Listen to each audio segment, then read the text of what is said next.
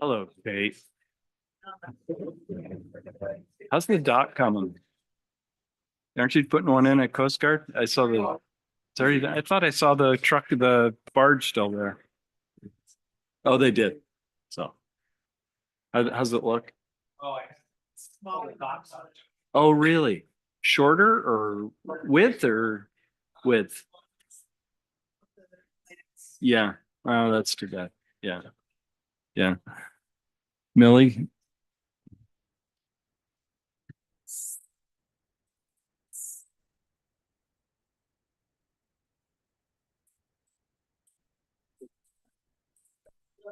sure.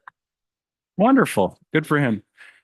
Hello, everybody. Thank you for coming. Today is Wednesday, December 18th. It is 1:03 p.m. Call this meeting of the Shoreham Town Council to order. Thank you guys for coming. This is something we've done a few times, many of you remember, over the last several years. Just to sort of talk about how things are going, what you're frustrated with, what you'd like to do,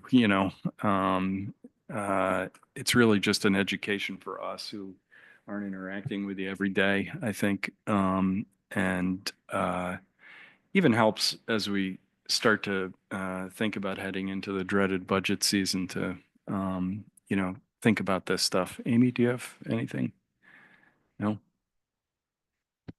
No, I just think it's a great opportunity with a newly seated council, Yes. just for everyone to regroup and get on the same page and understand where some of the challenges and opportunities are, and sometimes the exciting things that we don't talk about day to day, Right. that the council and the public would like to know about. Great. You want to start? You're all right. Absolutely. Thank you, Keith.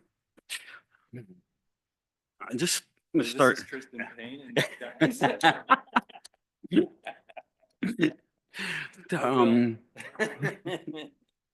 We're all spread out today. So we had, when I became chief in January, we had a lot of things on our plate that needed to be getting taken care of. A lot of technology things that we were way behind in. The first thing we worked on was the body cameras. We were able to acquire a grant that that actually paid for all of them outside of about $2,000. So we have 8 cameras and 4 of the brand new tasers. We've gone through, we've written a policy. Myself and a couple of the other officers have started to wear them. The union and the town manager are having some talks right now about just verbiage for their contract. Yeah. So that was one of Are the. they- Now that everything's set up and done, Yeah, yes, Yeah. yes. But the initial setup of it was, initially you think it's just kind of plug and play. Sure. But how it actually works is when you get done your shift at the end of the day, you take your taser off, you drop it in the dock, right? The dock connects up to the cloud.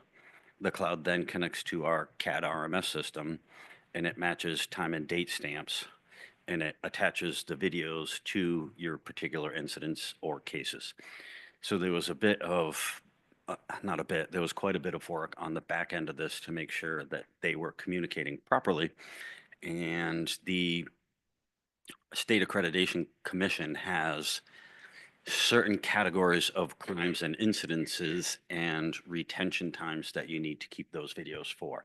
So we had to put retention times on a lot of our stuff, so that there was a lot of work on the backside of this to get it up and going. But the day-to-day functions. Right. Yep. And everything is logged through evidence.com. It's one of Axon's legs. So every time an officer has videos that they need to look at or something that is about to expire, they actually get an email and say, you have videos you need to check, and the video management part of it through that way. So that was one of our first things.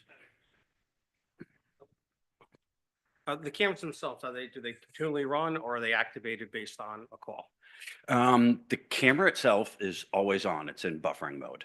So it's basically taking a constant 30-second loop. To activate the camera itself, it's a big, huge button in the front. I actually should have wore it. You just press it twice and it turns on.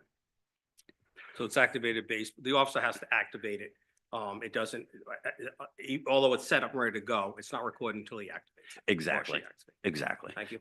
And there's, certain steps in our policy to do that. One of the neat technologies of this is the new tasers that they have, the Taser 7s and Taser 10s. When you take that out of its holster, it automatically activates the body camera. And every body camera within, I think it's 40 feet, 40 or 50 feet. So as soon as one comes out, they all get turned on. Yep, yep. Because sometimes you're in these situations and things happen fast. You don't always think enough to do that. So technology is going fast. All right.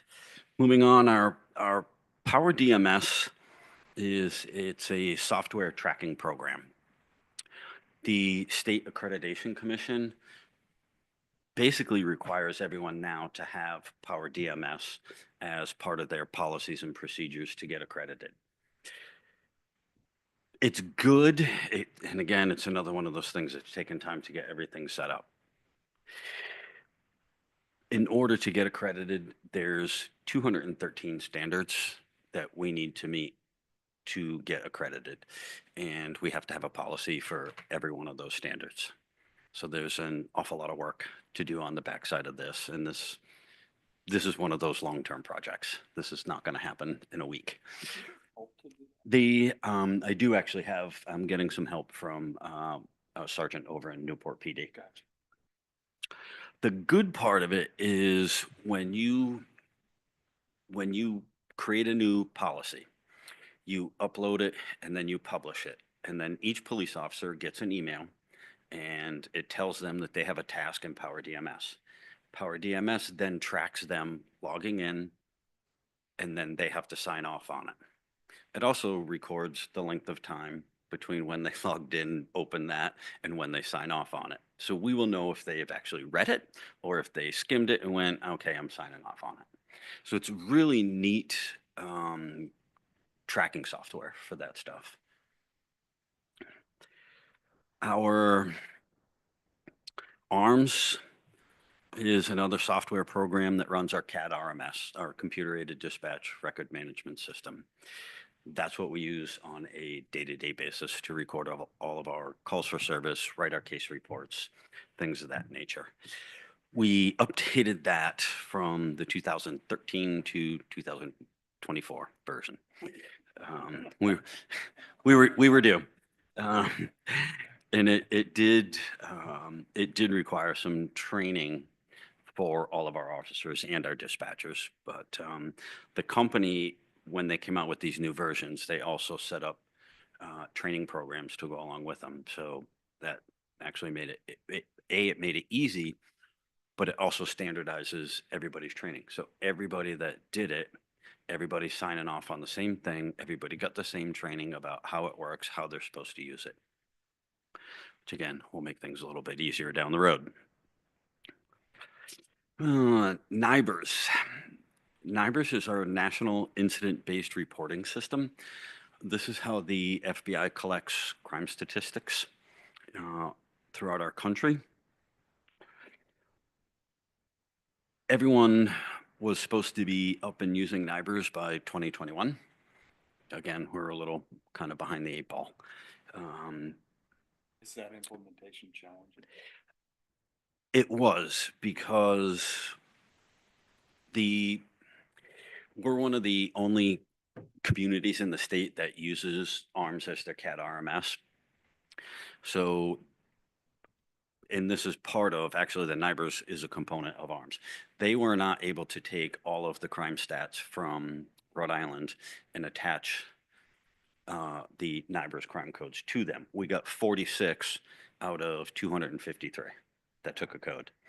So that took, again, on the backside, going through every single crime code and attaching NIBRS numbers to it.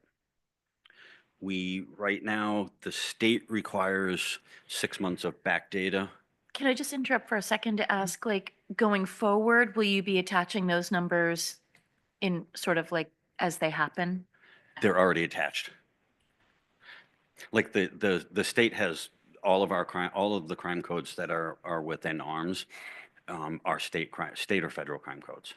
So we had to just attach through arms the NIBRS crime codes to them. Okay, so you're not talking about individual incidents, you're talking about, like Correct. coding. Correct. So Got it. now, Okay. as every incident happens, it misunderstood. automatically picks up the NIBRS number. Got it. Um, you know, we have, the state requires to get certified to report this way, 6 months of going through your back data. We've already covered 4 months. We only have 2 left. And we've been doing 1 a week, and we're going to pick this back up in January. So by the end of January, we should be certified by the state for our NIBRS, and we'll be, again, up to where we should be in terms of that. Code Red hadn't been used in quite a while, and that is the emergency community notification system that's managed by our state EMA.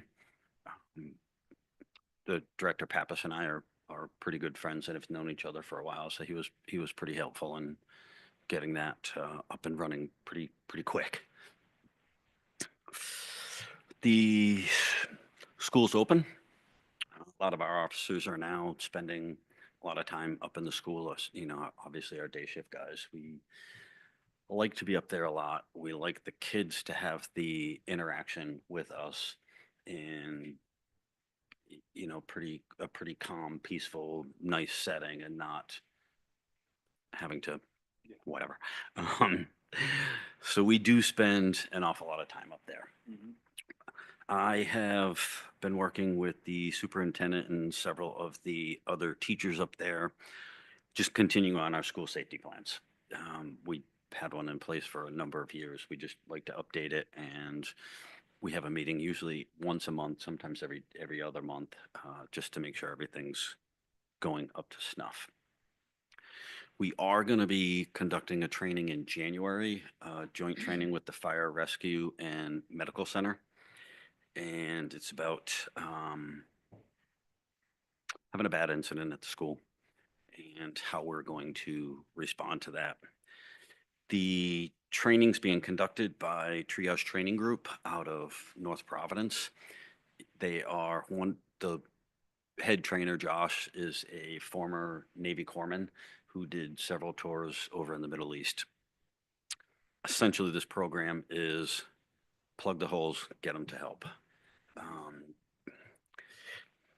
Stinks to have to be able to think about that, but as Chief Hobie and I have talked an awful lot since the Harborside fire, preparing for the worst and training for it, getting things, taking steps to, we're an island. We're out in the middle of nowhere. We don't have immediate access to hospitals and trauma care. So we have to think in terms of life flights, boats, ferries. How can we get people back and forth? So,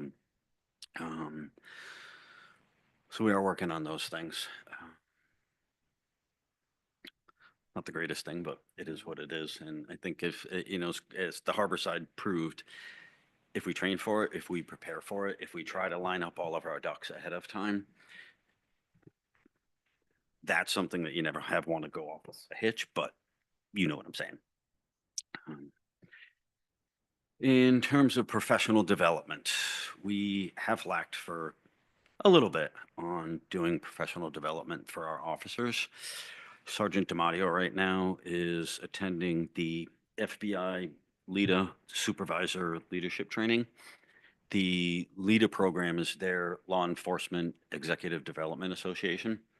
So it's basically you get the top-notch FBI leaders and educators putting on these programs, and there's 3 steps to it. There's the supervisor program, the command program, and then the executive program. So we've got Sergeant DiMatteo's attending the supervisor one this week right now.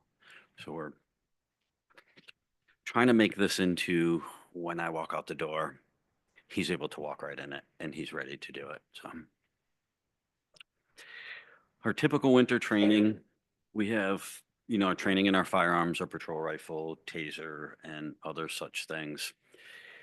In the spring, we have in the past 3 years, there's 5 different police departments. We all get together and we cover all of our annual post-required trainings for the year, the domestic violence, the mental health, and things of that nature. And it has actually worked out really well because as a small department, it's hard for us to put all of that together. And several of the other small departments, Jamestown has been great in hosting this the last couple of years over at their country club, which has been pretty nice.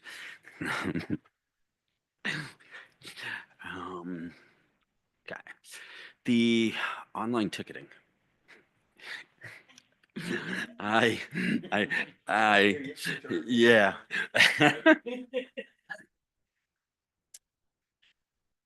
So I had attended a conference earlier in the fall by Curious Systems. It's a software company based out of East Greenwich. And they do a multitude of things for municipalities. They have a probate court and, a bunch of other programs that they run. The ticketing and online ticketing program is something that's a little bit new to them. They're only, I think, about a year into this. South Kingstown's currently using it, and Chief Moynihan said he loves it. So that was, kind of nice to get some input from other people. The company itself, I still talk to Michelle Sparrow on a pretty regular basis, and she was very familiar with the company and the owners of it, and she highly endorsed them as a product. Does it fit with other stuff we're doing? I met with them and talked with them at my conference in November. And they were saying that they had met with Paul and they were excited about that. We did talk about what other kind of programming they could offer. At this point, nothing else that they offer. Municipal court was another thing that they were really pushing. I said, well, we really aren't working with one, so. I was just thinking about what we're talking about earlier, sort of like, there's something that's good for this, there's something that's good for that, and how challenging that is from an IT and administrative perspective. So what's the budget impact of that? I have another meeting with them in January, and that's what we're gonna talk about, numbers, and find out exactly what that's gonna be. So that should be, I wanna get that to you before budget season starts. And I will say that conference was over in West Warwick, and it was clerks, some police chiefs, and other folks. And a couple of the people that I was sitting at the table with while we were eating lunch were clerks from Providence and a couple of the other cities and towns. And when they, I told them I was from Block Island, and they're like, "Oh, Millie's the best."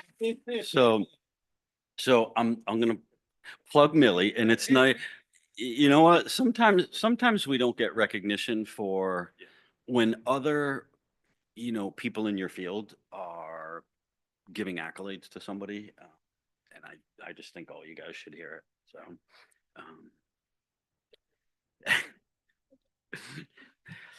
staffing. Right now we have one, Phil Trudell, who was our assistant harbor master. He's going to begin the police academy on January 6th. And it's gonna be yeah, Kate's not happy about that, but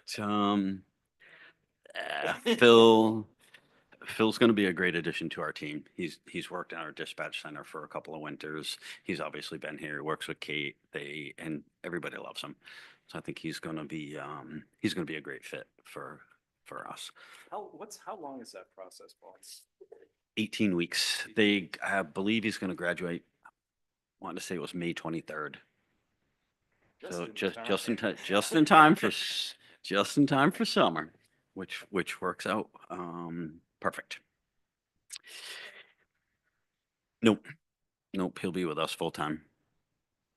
Some other staffing things I would like to actually sit down with the council, maybe sometime in January. some concerns about summertime and Yeah. future staffing needs that I think we should have a Yeah. conversation Absolutely. in private. All righty. Technology. I've looked at a couple of different things technology wise. People have brought up traffic cameras. People have brought up speed cameras. Um, Going back through and thinking about one of the things that I've talked to a company that has a lot of the flock cameras, traffic cameras in our state. One of the advantages that we can pull out of that is AI analytics. Because like the deer, everyone keeps saying we have a deer problem. Nobody knows how many deer we have, right? We can come up with solutions, but if we don't have a baseline, we don't know whether we're succeeding or failing. And it's kind of the same thing with the traffic. Everybody's saying downtown's congested, there's too much traffic, there's too much this. We don't have any baseline to say where to start from. If we want to try something or if we want to do something different, if we don't have a baseline, how can we judge whether we're succeeding or failing? That is one of the advantages to that is it will pick up every single bicycles, mopeds, cars. And through, the AI has become a huge thing in our technology industry, which is a little scary, but they can give us some pretty solid analytics on what the traffic issues that we have. So that's another, a kind of, I know. And that's okay. It is okay. But we succeed an awful lot though. So, and that's all I've got. Welcome. So the cameras, if we were to go in that direction, Mhm. would you suggest starting downtown and then Yes, maybe other places or? Yeah. Mostly downtown. And largely for data collection rather than enforcement. It's a couple different, because two scenarios pop up in my head. Mostly data collection, Water Street, Mhm, but also being able to monitor Weldon's Way. mhm. And, Yeah. I mean, no joke. I mean, this sounds like a silly thing, but like, could we be using that AI technology for the deer? Oh, for the deer, I don't know. I just Count the brought, deer? I just kind of use the I mean, deer like- as a, How could we count? I don't know. Paul's gonna use his body camera. Yeah. He's hunting. but I brought up the deer thing just as a Yeah. baseline because Yeah. we don't know, Right. what we have. And as I said, if we don't know what we have, we don't know what we try, whether it really was successful or not, because honestly, everyone's going to complain about the traffic downtown. It's a matter of, are we actually accomplishing something or are we not? So we need some way to measure that. Mhm. Can I just ask you a question? I mean, collecting the data is one thing. Having some potential solutions is another. And, I know everyone complains about Water Street, but the alternatives to traffic on Water Street are fairly limited. So when we're talking about the cost of a program Mhm. versus what the result could be, Mhm. I hope we all factor that in. And I think that's part of the bigger conversation about the traffic and the congestion is having some data to work with first and then trying to see what solutions we could have. And Chief, it's correct that most of these camera systems that you see, they're funded by the revenue that's created by tickets. So if you have no tickets that are written, then, your expense for a camera system is going to be put upon. If you have a large community like Providence, East Providence, and you're writing, they're sending out a lot of tickets, Mhm. the company gets a portion of that and so forth with it. Correct. So, in a big community, the byproduct that you have from it is is a beneficiary from that. But either you're paying the cost for the camera system or it's being picked up through revenue from the other side. So those are just things that it's worth exploring, but to keep in the back of the mind. Mike, you want to go next?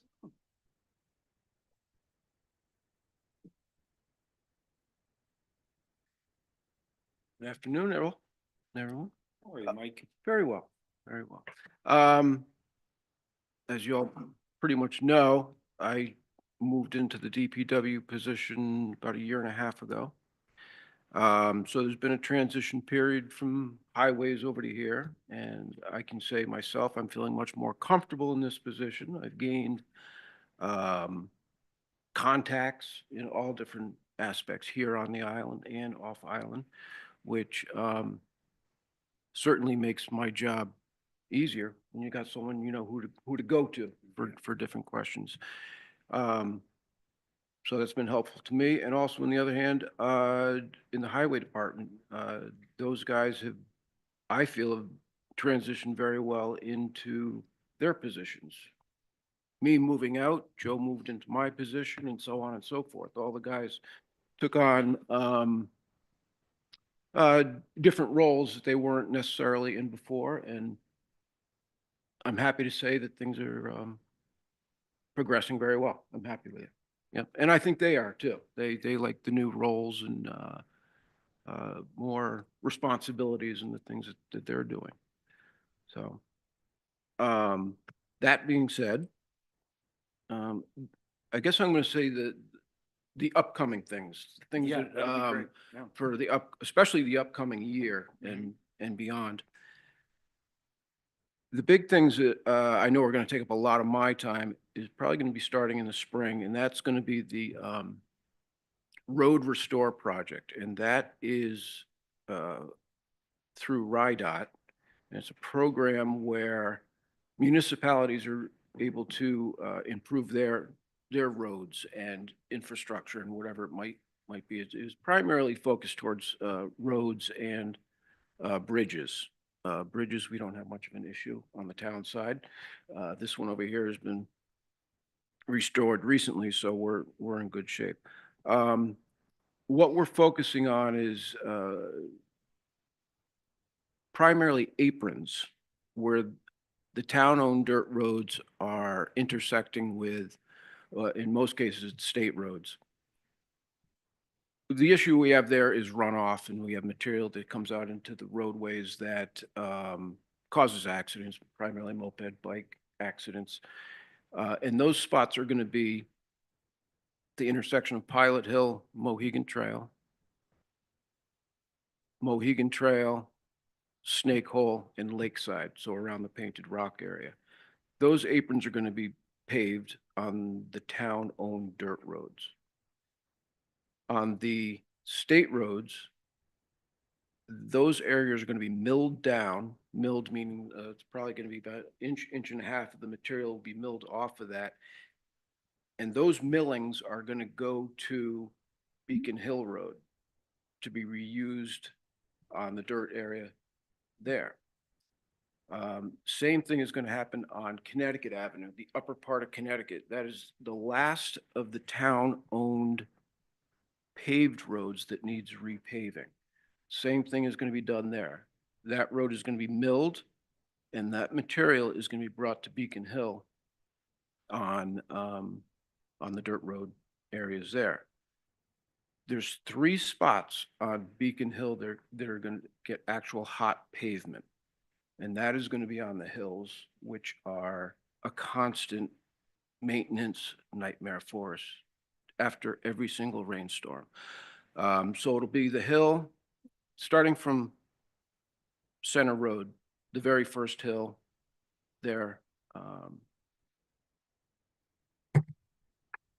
Mott's Pond Hill.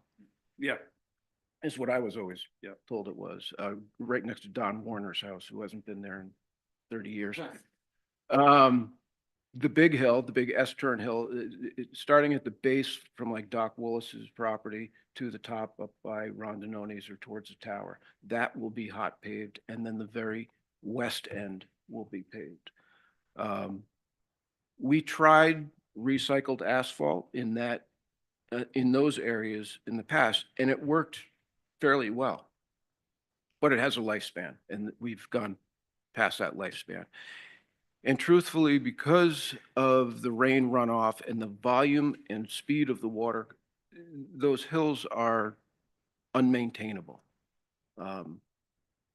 Hence the reason they're getting the hot pavement, whereas the other sections, the more flatter areas, will get the recycled pavement. Now, the recycled pavement, it's a cheap man's paving, really.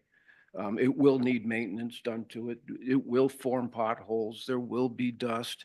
Nowhere to the extent that the dirt roads are require now, the maintenance. So that'll be starting in the spring of 25. Obviously, we'll have to stop during the summer months, getting materials out here, and we'll pick up again in the fall of 25. The material that we mill off of the state roads and Connecticut Avenue will not be enough to complete Beacon Hill. Our hopes are to get it done before the summer, but that's why it's sort of moving off into the fall of 25. We think we're going to have to finish it up then, but we won't have enough of that material. So recycled asphalt will be barged over here to the island to finish off Beacon Hill Road. The following year, which would be, let me see, spring and fall of 26,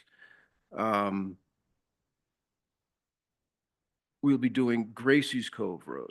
And Gracie's is just getting a recycled asphalt, and that'll go to about the area of the road that leads up to the gravel pit up in that area. So it's not going to be the entire road, but that section of road has always been a maintenance nightmare for us. Very poor drainage in that area. So any road that doesn't have good drainage is always a lot of maintenance for us. This will cut down on a tremendous amount of maintenance for us on that road. And because of truck traffic and residential traffic in that area, that will help tremendously on that road. Also, in 26, the road leading out to Heinz Field will get paved also. These are all town-owned things. So that one has not been decided yet if that's going to be milled. I don't think it will be because it's not very thick. So that'll probably get an overlay pavement on that. I'm sorry? I'm sure he's heard. Yeah, I'm sure he'll be very happy. Yes. So that's with that. And in that program that the state has started, it was offered to all cities and towns within Rhode Island, and every city and town got on board with it. The state pays 33% of all this work that's to be done on the town roads. I think their intention is to continue this year after year. Right now, they've got it right up until through 26, but with the intention of going further on. So that's always, anything you can get out of the state to help us on the town side is take advantage of it as much as possible. One of the things we might need the council's push and help with is the condition of the state roads. As you all know, we've had a contract with RIDOT for the maintenance of their roads. They are responsible for the capital projects, paving, drainage, culverts. They're responsible for. We're responsible for the basic stuff: mowing, plowing, sweeping, that sort of thing. We're about to sign into our third 10-year agreement with them. And I think the town side has been outstanding in our commitment to that contract. I can't say that from the state side. The roads are The state roads are in really rough shape. And we've been promised a lot over the years, that things are going to be done and nothing happens. So that's where I'm asking, where we might need your help. They're in the process of putting together their state 10-year improvement plan. So my wish is that we are at the very top of that plan and we get some work done, but I'm not holding my breath. So that's where What's we their might. process, Mike? It's totally. Their process? Yeah. It's evaluating, Yeah. all their infrastructure and their roads and all that sort of thing. And I know they've been made aware. And they put together a list of their priorities. is that Correct. what- Yeah. And I know that they don't take on a project unless the money is there first. And I just think that we always tend to, out of sight, out of mind type of thing, but we're getting to a point where, I mean, these roads are causing accidents. We're not dealing, but what we are dealing with is, as we all know, bikes, mopeds, Yeah. smaller wheeled vehicles on the roads. And they're causing accidents. So it just needs to be done. Yep. Like, when did you say the contract is up to be re-signed? It's come and gone. It was to be signed in September. Has it been signed? No. It We have gone back and forth with them. There was some things I wanted to have put in it. They sent back to us to be signed, and those things were not in it. So it's back in their hands, and I have not heard anything from, I don't know if Amy has. It expired June 30th. It sounds to me like it's, that we should, it's something town manager. Like, there's something the town manager can, before we enter into that agreement, these can be addressed. Yeah, we've been working You're aware of that? right? with DOT and through our lobbyists and through our representatives, but have not yet had success in bringing that to a close. So, So I think at the point that the contract is probably out leverage, and so. Mm. And just another quick question, Amy, is there a TIPS program that's coming up? yeah, and I think that's what Mike is referring to. Statewide planning will probably initiate their process for the TIPS program in late January, February. Do you have a list, Mike, just in your head of like, what are the 5 things you would do or the 2 things you would do? You know what I mean? Do you have a sense of priority, like whatever the culverts on Mohegan Trail or, I don't know. I'm making that up, No, but you're absolutely right. And RIDOT asked me the same question. Oh, do they? And it was tough to come up with a 1 through 5. 'cause Yeah, everything was a 1. yeah. right. The drainage culverts, for the most part, are collapsed and just not working. But before you repave, you want to do the culvert. Yeah, You don't want to be right. digging up, Yeah. so it's that process also. Probably our worst condition roads is Coonimus Road right by Southwest Point, that whole stretch there. But it doesn't get much traffic. Down by Smugglers, that's in terrible shape, not as bad as the other side, but we get a tremendous amount of traffic Right. in that area. So it's weighing those Yeah. things out of what it's first, really, everything needs to be done. And then you throw in the building, which is their Yeah. responsibility. It's literally collapsing around us. Yeah. There. Yep. Yes. Yes. Yes. And they also promised a salt shed to be completed by 2015. So what's the status? Sort of, I think we're talking about the same thing. What is the status? Wasn't it a $20 million? That was cut out of the governor cut it out of the budget, their budget. Oh, So I think there's a couple of things going on with DOT. There's money that's federal money that gets passed through. And that federal money, it gets passed through from there, and that's You know, with administration changes, some of that can change, but they also have, you know, the Washington Bridge issue going on and so forth. So I think to capitalize sooner than later on whatever funds that you can, because between COVID money running low, the state's gonna have, you know, this financial, that's gonna become another reality of it. But fortunately, some of that federal money they passed through is the ones that would probably still be available. So that's where I defer over to Amy. So. Yeah, so that- we'll continue to work on the staff side, but I also expect this to be a topic at our meeting on the 6th with the lobbyists Yes. who have also been engaged in these conversations.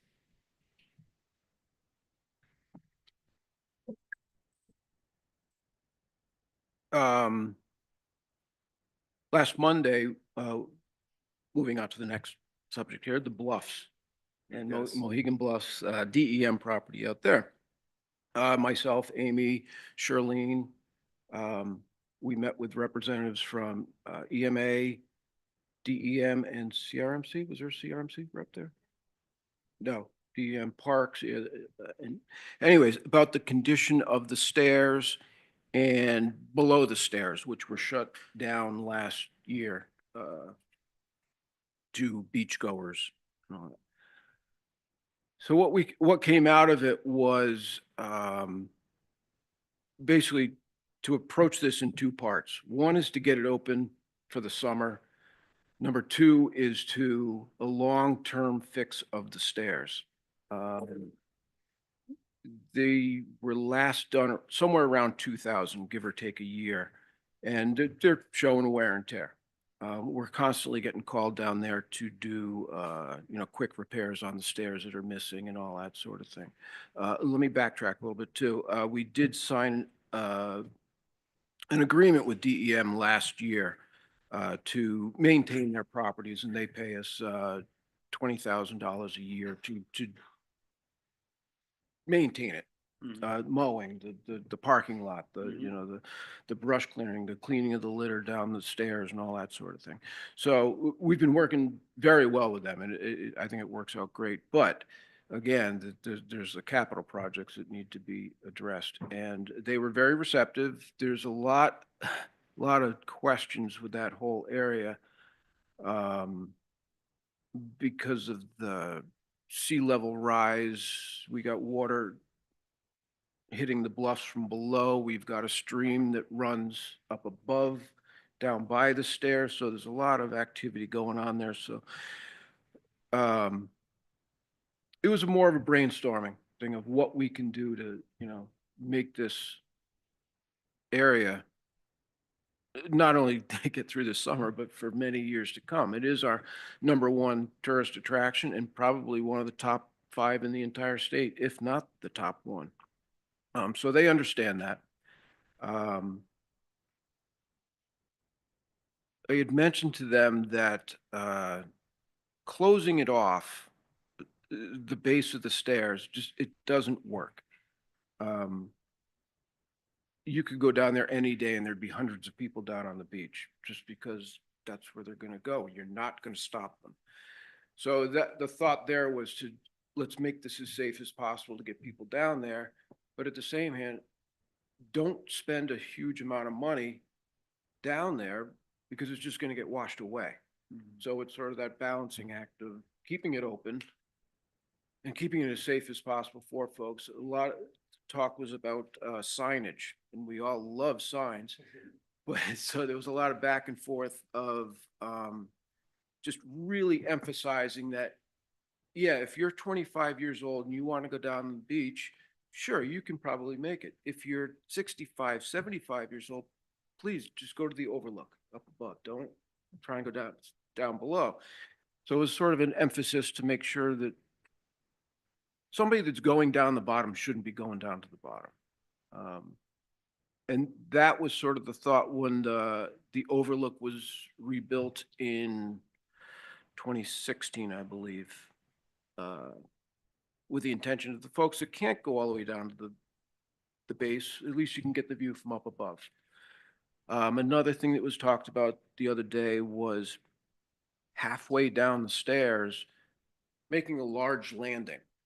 So people can actually stop there at the halfway point and be able to take the view in without having to go all the way down the bottom. But then also, on a busy day there, you've got traffic going in both directions where you almost can't stop. Because then you got a log jam of people. This platform in the center would allow people to stop, rest, let more traffic go back and forth and what be. So a lot of these things, that would be in the second phase of it, is the more work to the stairway. And then there's always the issue of injuries down the bottom and being able to get them back up, and possibly in the future widening the staircase so multiple people can carry up a stretcher as opposed to end, which is all you can fit on the staircase now. So in the meantime, last early summer, we got permission to mow a trail to would be the west of the staircase for the sole purpose of an ATV to go down there to be able to bring someone back up if needed. The intention is just to mow that once a year, like in the winter time, to keep it, the woody materials down and be able to the point where we could maintain it ourselves. So that was sort of the quick thought as far as the safety aspect of getting people up. And they were in favor of that, and we'll continue to keep that maintained. So that's ongoing, but I think the intention is to have that open this summer. And we're going to wait to hear back from some feedback on them and signage and how we want to approach that. A little bit, in about 10 minutes, we've got a meeting with the engineering firm GZA, and it's just a kickoff meeting for the Corneck Road Resiliency and Beach Dune Restoration large project that's going on between Scotch Beach and I guess you'd say the beachhead area. Mike, can I interrupt before we move on to Sure. that next topic to ask, did you guys talk about bathrooms at the Bluffs? Yes. The meeting was primarily about the stairs and down below. Right. We came back here. It was the day that was pouring, of course, so we were down, we wanted to get back up here as quickly as possible, so we finished up in this room. And we were just bouncing things off of each other. I did point out in the rain where I envisioned a bathroom facility similar to Mansion Beach. They were very receptive to it. And I can't think of his name now, but he was with Rhode Island DEM Parks, and he recommended, write this down, write these things down, and your wish list for this area. He said, I can move it forward because I can't guarantee that, things happen right away, but at least they're written down and we can move forward with them. Like the Porta-Johns or anything like that? The closest Porta-Johns are at the Southeast Light. Which some are right up near the light, some are by the road, but there's really a need for something, at there. Not to be gross, but when it doesn't rain, it's really smelly over there. Oh, yeah, Yeah. yeah. And, Oh, from no porta johns. yeah, Yeah. and that was the case at Mansion Beach too. Mhm. We dealt with the remnants Gross. of that. So, we knew the need was there, and we know the need is there. So, yes, it was brought up. It wasn't the highlight of the meeting, but they know. And I will put it in writing.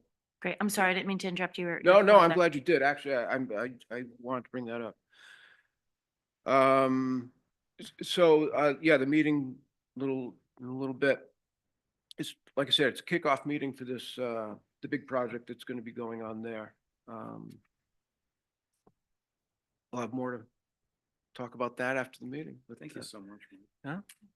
Dave, do you need to go? Yeah, I need to head out in a few minutes. Yeah, but go. I just wanted to touch on a few things. One of them is, I'm sure you've seen the big van out Yeah. front from Ripta. We had an identical one on the mainland. I know there's always concern about that they're gonna come a taxi or whatever, or a shuttle or whatever. That's never been the intent of the rec departments. We are planning on, we use that for our camp, transportation of our kids for our camp. The schools actually used twice this past week, including picking up kids from the boat, bringing them up to the school for athletic events, and they used it to bring kids down to lunch bunch yesterday for the presentation. So I know you're probably going to get heat about that if you haven't already about this ban. But we have an identical on the mainland that's going to help with the school use, because they didn't cost us anything. They were zero cost to the town, and they're going to end up saving the school at least a lot of transportation costs and things like that. So I think that the benefits outweigh any negative things they have going on. For us, the rec department, I mean, does anybody have any questions about the rec department? Anything? Have anything you want to talk about? Do you have the capability of online payment? Somebody Yes. registers? Hey, Tristan. Yes. We've had software since I've started this job 2016 called Rec Pro. And Rec Pro now has been brought up by a company called DaySmart. And we, starting January 7th, will be starting our training with DaySmart software. Our number one priority is registrations online, where people can now go, rather than hand me $30 in the grocery store and say, this is for my kid's soccer program, rather they can go online and pay. And that was our number one priority. So yes, that will happen. Hopefully by the end of January, that system will be up online. It's probably going to be along the lines of integrating into our website, our page where it says click here to register for events, and it leads you to an offsite registration system. But yes, that's our big thing for the next couple of months, is training on this new software that's taking over for our previous software. For me, as far as difficulties moving forward, just like anybody, I have difficulties in hiring, especially lifeguards and camp counselors. Lifeguards, there's a nationwide shortage of lifeguards. We've been fortunate in the last couple of years. I've gotten some really good lifeguards, but it's always difficult, which is why typically in my budget section, I push for extremely competitive waging in order to try to attract lifeguards and camp counselors. Camp counselors are a little easier because there is a direct correlation with revenue for the camp. You can see that having the camp counselors allows us to have a certain number of campers, which brings in revenue. It's a little harder to quantify the lifeguard aspect of it, but the town beach in general, having the proper number of lifeguards, I think is very. Are we paying competitively now? We are. We've moved way up on that scale. We try to stay at least at or above the state level. Right. The state hiring level.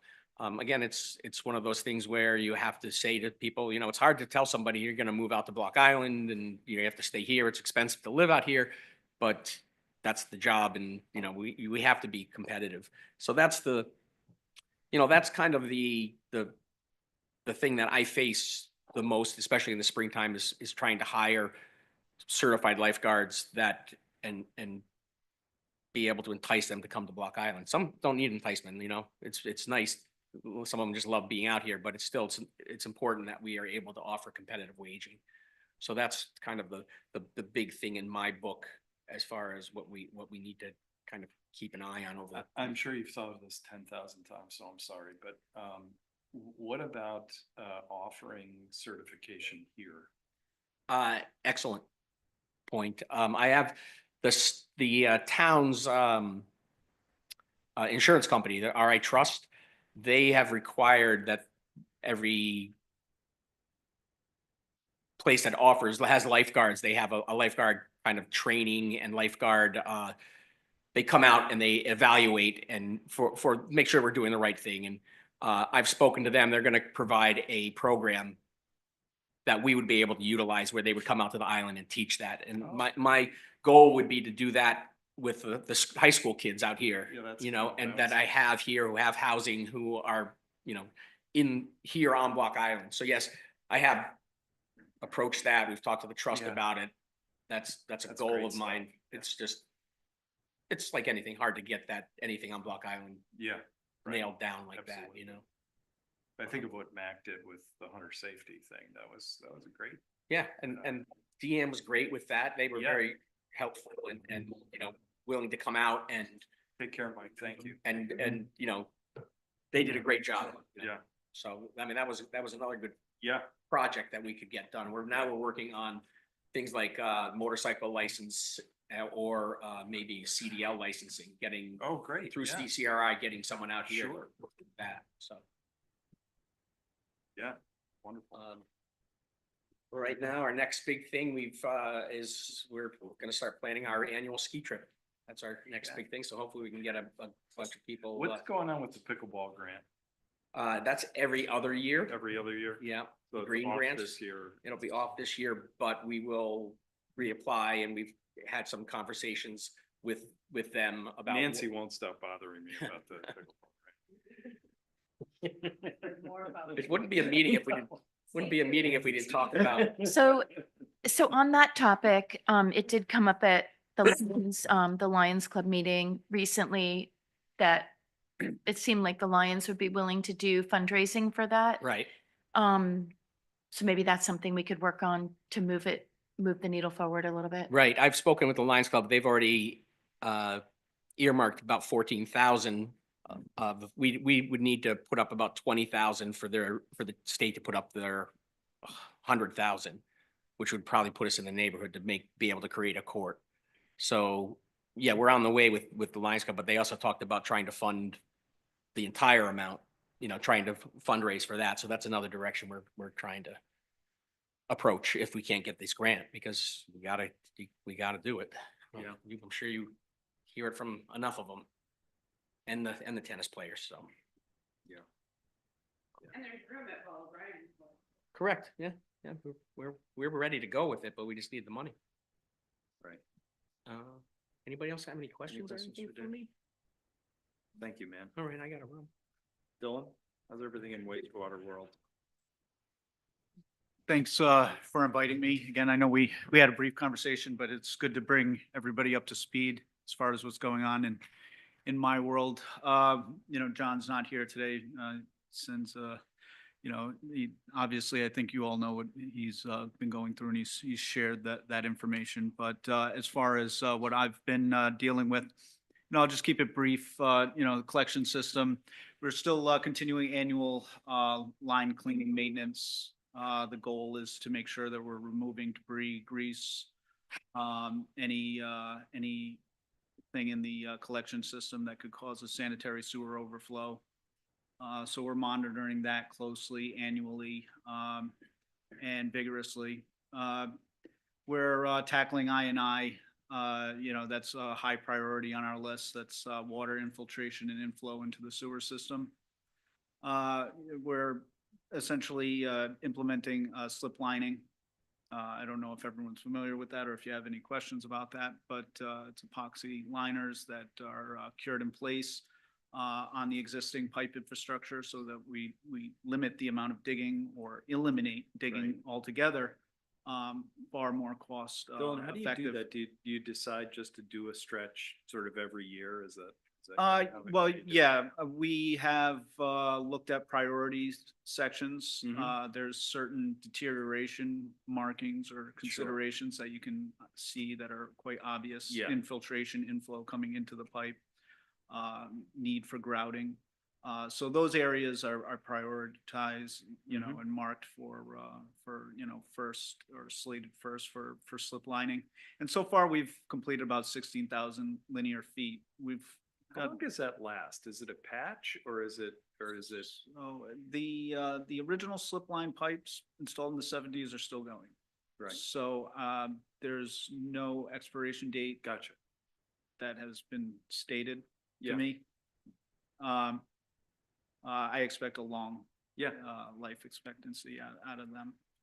And again, yeah, we've completed about roughly a little over half of the collection system, and I'm hoping that we can continue that effort over the next 5 years. Obviously, this has been primarily coming out of sewer reserves, so, you know, maintaining healthy reserve levels is priority one, because with the sewer plant, everything seems to, have its challenges.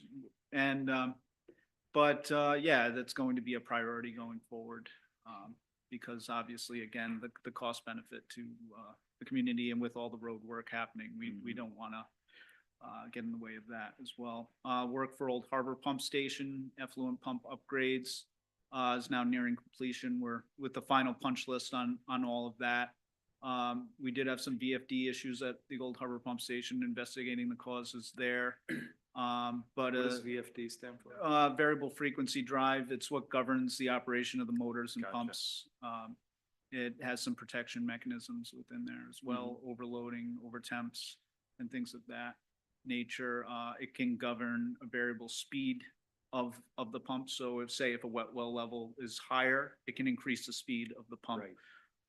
We also installed ultrasonic transducers for remote monitoring purposes. All of this has been tied into SCADA, which is a operator interface. So we have remote monitoring and operator interaction and data acquisition for all of the information And at that's the the pump same station. system water's on? That's System correct. SCADA. Yep. Same technology. Exactly, yeah, right. And so that's been a great addition.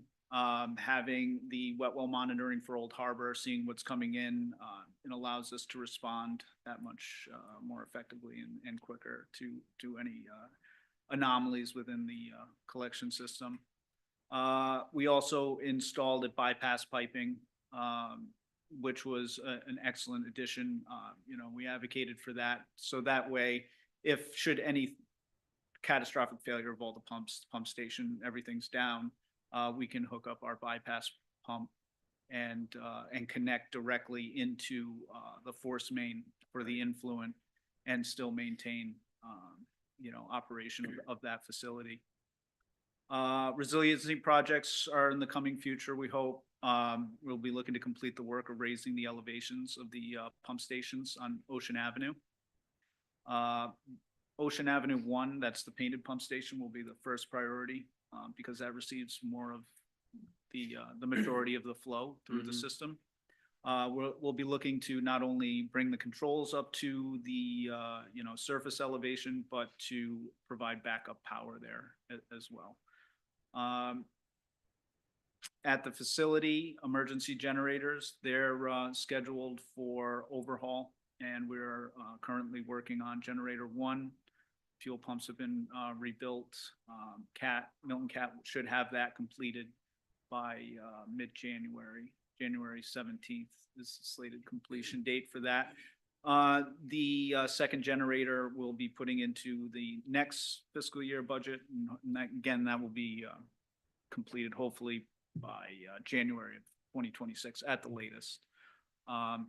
These emergency generators have been in use since early 2000s, and we use them primarily as a secondary source of power for many years, running them often outside of that emergency designation, using them as primary power in the summer. So they have a lot of use, and it's definitely time. Still do that in the summertime? We have been, and we worked out a deal with the Block Island Power, on the demand charge to save.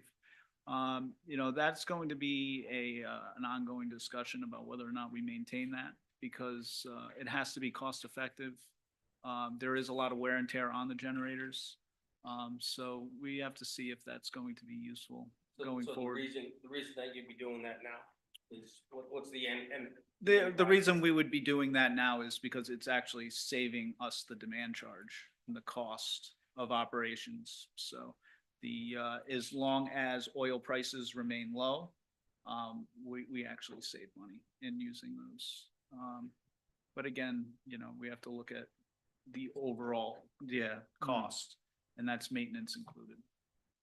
Can I just ask a question, Joe? course. Because that there was always a sense too that a generator that was operating had a longer lifespan than one that was just sitting. Sure. And I would agree. I mean, we have gotten a lot of hours out of these. We've gotten over close to 100,000 out of both of them together.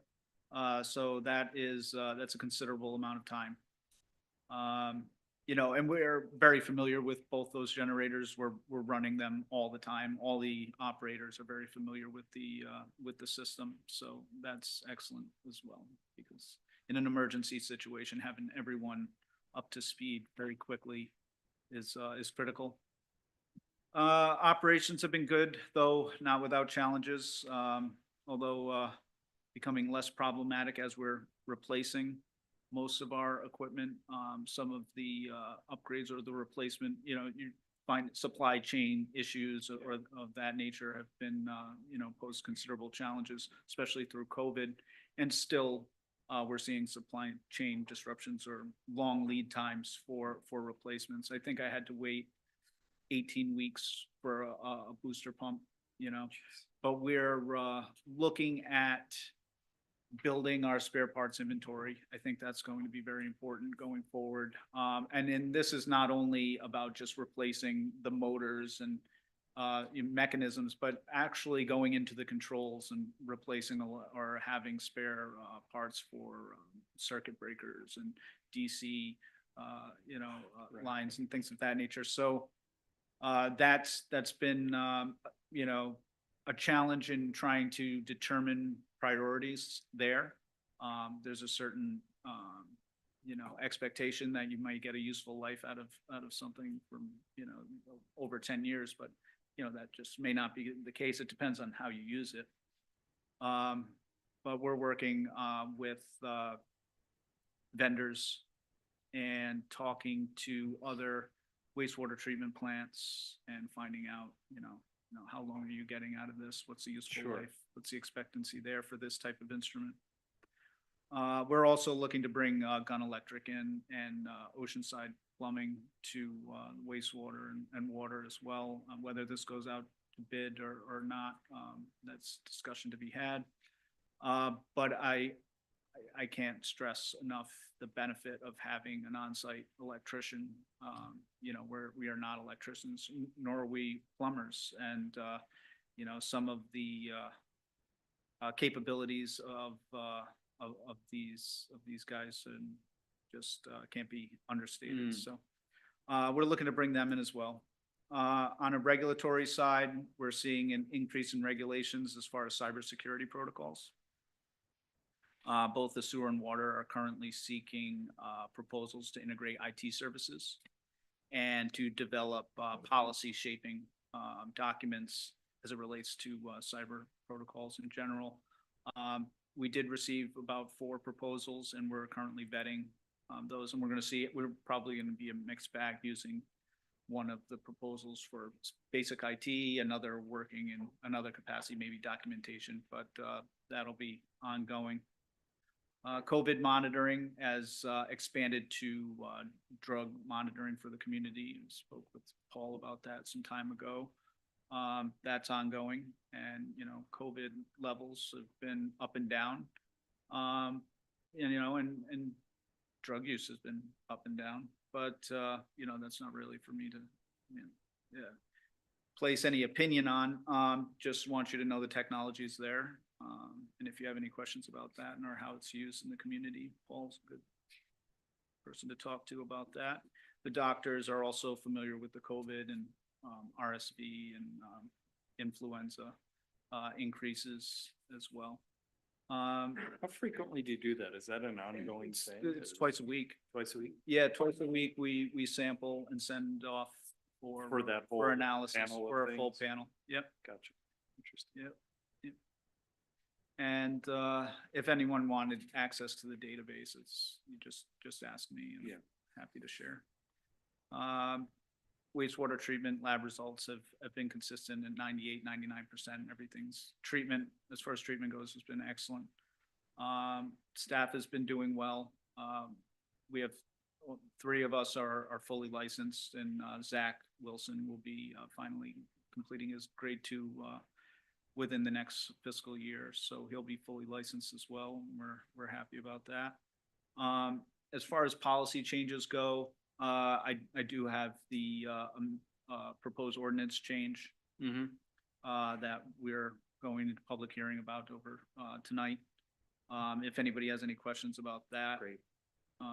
I have some information related to that. Other than that, the management agreement is, for the managers. Right. So. So I have Not a, much. just a, I always wonder this maybe as an expert. When you see the upgrades at water, it always makes you wonder, well, are we gonna have to do slightly behind, but parallel track capital improvement, at The wastewater the treatment wastewater plant? treatment plant? And I just Yeah. wonder, like, on the horizon, what's. that Well, looking like? again, I've said this before, solids handling is my primary concern. Is Yeah. getting the solids off the island. Yeah, I am seeing an increase and I'm watching the increase and I have some solid numbers as to as we bring on new customers, there's a certain percentage of solids that comes in with Sure. each customer. And I'm watching the billable gallons every year and, in relation to, treated gallons. And, we've been going up, over time. yeah, That hasn't stopped. But well before we hit the 380,000 gallon threshold, we're currently treating on a peak day 310 to 320, and that's only once or twice a year. gotcha. And that would have to be consistent over a 90-day period I see.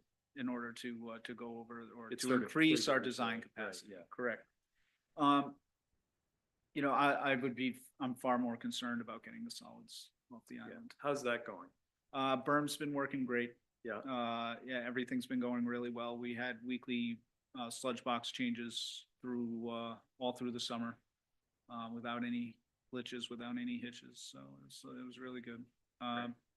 Yeah, I couldn't say the same when it was the other vendors. Right, yeah. So yeah, I've been very, very pleased with Yeah. Block Island Recycle Management That's and how great. they've worked with us. So. Terrific.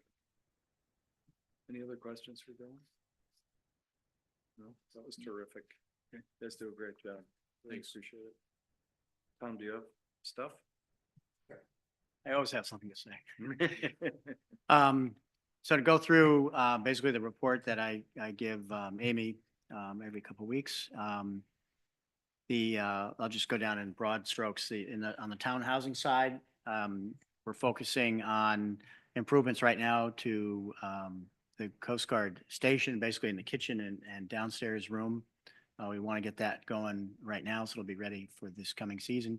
We've got some more capital money in 26, but we got a little bit right now to be working on that. Unless there's a change between Paul and the state police, we're just going to leave the motor pool as it is for right now. There's a lot of potential there. Yeah, And we've got some ideas maybe about off-season use of those buildings for contractor teams mm-hmm, and stuff like that, where, where they could tolerate shared bathrooms and that kind of thing. yeah, The Tom's property, of course, is high on everybody's sites, and it is making the January 31st cutoff is getting more challenging every day, as we're about 45 days, or now it's about 42 days. yeah, Our electrical installation is the long pole in the tent right now. The hardwood flooring throughout all 4 apartments is waiting for stabilized heat. You can't put that down with temperature swings. sure. So we need electricity, propane's in, furnaces are in. Everything's ready except we need the service in. So I'm banging on our contractor hard for that. It's day to day on whether we'll make it on the first. My immediate fallback plan is to get the lower building in first, which has one bedroom and 1 2-bedroom facility. And that way we'll have something to offer on the cutoff date. And if the other one goes a little long, and we're only talking weeks at most, we'd have to tolerate that. But rather than make the whole project come over in one time, we may phase the turnover. With the modular, is the electrical installation quicker or simpler or? Yes, Complicated. they're already pre-wired. Yeah. And although there's a panel screwed to the underside of the modules when they're shipped. And once they're placed in, they drop those down, hang them. It's bringing the service from the street to them. And we're bringing in 1 service line for all 4 apartments and a 5th line for the town's facility. because of the shared use, we're going to put our own meter on the E1 sewer pump and then the garage, which is used by Public Works and a whole bunch of other town entities. So we're going to be powering those, but there'll be individual meters for the other 4 apartments, individual propane, individual water meters, and sewer as well, of course. And that'll all be tied into the rent package. And Amy and I are going to be kicking off, or Amy is going to be kicking off some sort of plan to mobilize, put all that property into motion, including Mary Ann's house and other things. Right. So a lot of work to come on that, but my focus is obviously to get those buildings Yeah. turned Is in. there much work to be done on the town manager's house? No, so we just repainted it. Yeah. Using my operational money. Yeah. And so it was painted and power washed, and minor repairs were made to Yeah. vents and flues and stuff like Sure. that. So it's in better shape than it ever was, because it was actually delivered unpainted. It was just colored, tinted Right. primer. Right. So now it's actually painted, and they did a great job. So that is turnkey ready for whatever we do with it. School construction is, I think you got a pretty good update on that the other day. Right now, we're just focusing on, everything's demobilized for the rest of the winter. They'll be back in March to complete the siding on the gym. And I'm all over that. I'm their local point of contact for that. And then we are, I'm sure you're all hearing about, there's no heat in this wing today. There's no heat in that wing tomorrow. And we're just chasing the gremlins we knew were going to happen. But it's all working. I mean, nothing's catastrophic. It's just a pump here and a fan belt there. So we're doing all the work that has to be done. But it's very manageable. I think, as long as you don't go too long, they don't go too long on the visioning and all that kind of stuff with the Department of Education. Med Center construction, as you probably already know, is wrapping up. They're going to demobilize in about a month. We did our final inspections today, building official and electrical inspections for everything except the generator, which arrived last Friday. And now they just need to get it on its pad and the wires hooked up. There's a little bit of coordination problem because they can't be without a generator. So you have to figure out how to hook up the new generator without unhooking the temporary generator, blah, blah, blah. The surprise to me, during that 4-hour power outage we had about 3 weeks ago, the 30-year-old 70 kW generator that I've been saying is just hanging in there fine died. So the construction project went out and rented one to fill the gap between then and when the new one goes online. The Milton Cat is coming out on January 6th to do the initial startup on that. We have the last on the facility construction is the dispatch hardening that we use the ARPA money for. That is underway. We're going to get everything under contract by the end of the month, and we'll do that working with Paul's team, of course, to put the get rid of the windows, fill that in, and then put the ballistic hardening on the inside with security window and door. So that'll harden that up a little bit. We're chasing quite a lot of state fire marshal work right now. As you've heard, we're putting in a parallel municipal fire alarm, and the state fire marshal's third-party contractor was out yesterday with us and Paul. We met with Chris Hobie and Paul and Howell and myself, and Mike was there.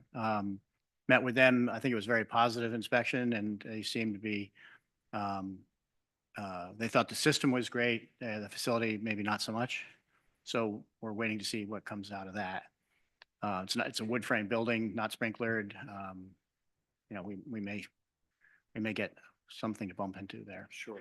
But other things that just need to be on your radar is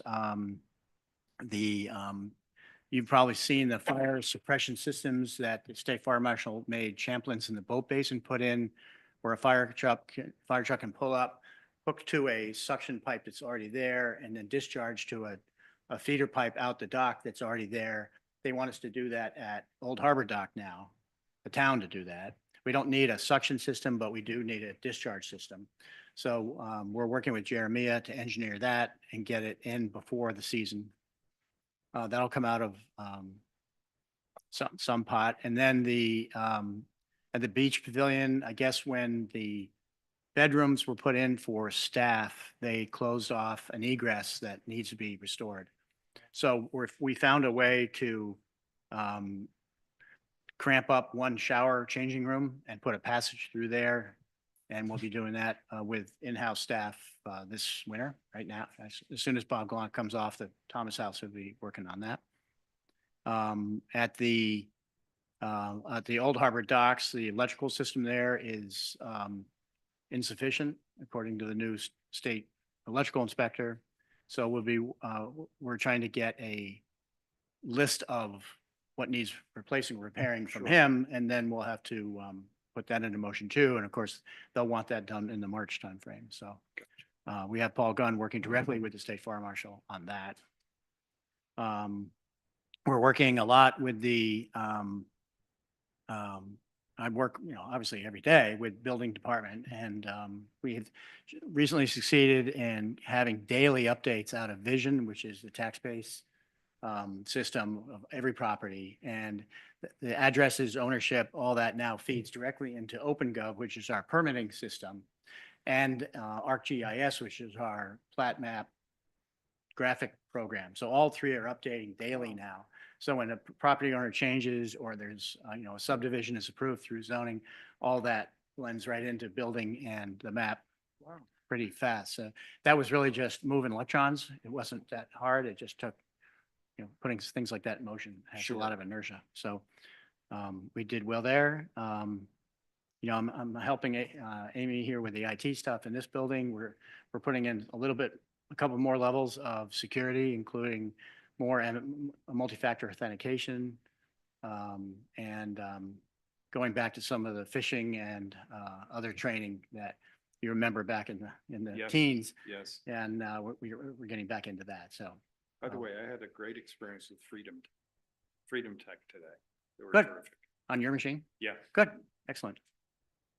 So yeah, it's we're working both arms flailing in the quiet time, we Yeah. thought, but it's not so quiet. So all good. Any questions? Any questions for Tom? Good. Thank you, Tom.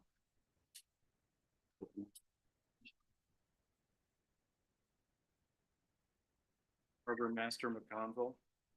Yes, Stover. My apologies, I'm not 100% today. Came off this summer, great crew. I had a fantastic summer, probably one of the best summers I've had in a long time. That being said, Phil leaving leaves a big hole in my department, but I am not in a rush to fill that position quite yet. I have two senior members that this will be their third summer coming back to return, and I think we'll get through. Something will come up. Somebody always comes up, and I'm really proud of Phil. It's a really exciting opportunity for him. Shellfish Commission, they're very active in aquaculture and our soft shell projects and restocking. So we continue to work projects. They are really focusing on their 3 to 5 year plan. So they're looking broader, not just summer to summer, which is really good. How is that soft shell, the George's? Talk to George. Okay. That's a whole nother. Yeah, I know. But he's very proud of it. Yes. And we Yes. welcome volunteers to go out if you want to go and actually see what is taking place. Yeah. We're actually looking to get a couple of either URI grad students to do some writings and projects on what we're doing out there, which will be really Yeah. exciting. Harbors Committee, they are going to be bringing to you within the new year discussions on landing fee increases and increasing fees overall within our department. Okay. That just began last month. The harbor management plan was approved and I believe was published on the town website. But we're already starting to work on updates. And the Old Harbor Dock policy, rentals, it's a working document, as Amy said when I first started, so.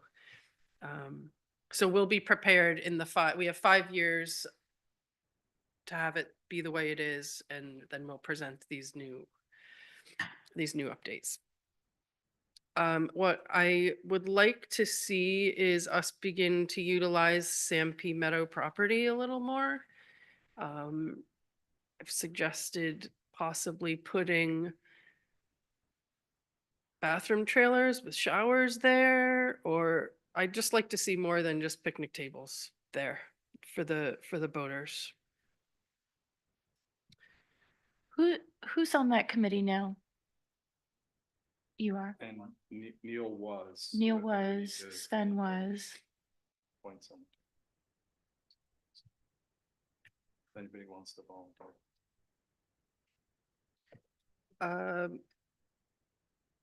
Dredging is always going to be an issue in the department.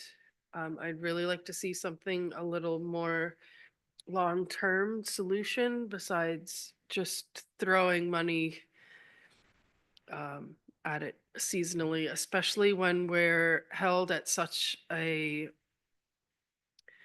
the January 31st cutoff. I'd like to be able to do it in April. Is that a federal regulatory thing? Yeah. Yeah. Yeah. But I think we need to do an environmental study to see about the winter flounder and Sure. if that's even. Yeah. When the Army Corps comes, they're always here longer than January 31st. So. Sure. So what does that look like? We would authorize a study? Is that? I what- would like to what- see that. What does that all look like? Yeah, I'm not sure. Okay. Can you come to us and tell us? Yep. Right now, we are on the docket for the Army Corps to come out next winter. So there will be no dredging this year. We don't have enough money to do anything. Okay. In the Old Harbor area. In Old Harbor, that's what I'm talking about. Yeah, the inner basin.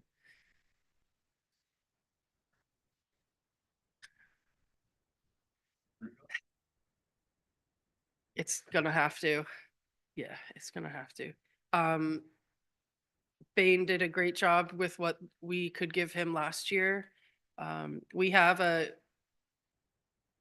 believe it's a 10-year maintenance permit. So if we have the money, the permits are already set to go. What about the dredge behind Dead Eyes? The channel behind Dead Eyes. Is that? Same thing. I would love to see that. That's not federal. They don't consider that a federal channel, so that would be up to the town. In the current capital plan, it's proposed to start in 26 for planning, permitting, engineering, with the hope that we could get to execution in 27. It's going to take that much of a lead time, but it's also a substantial financial commitment. And Because so the money there, I don't even know if it'll cover the planning and the engineering. Right. But I don't know the last time that was dredged. Right. Yeah. Private marine dredging. Talk to them. Try to get them on board. They're all on board. They are. They're all It's supportive of it. Well, Well, no, I mean, the area that I'm looking to dredge is from Payne's Dock, the fuel dock to the boat ramp.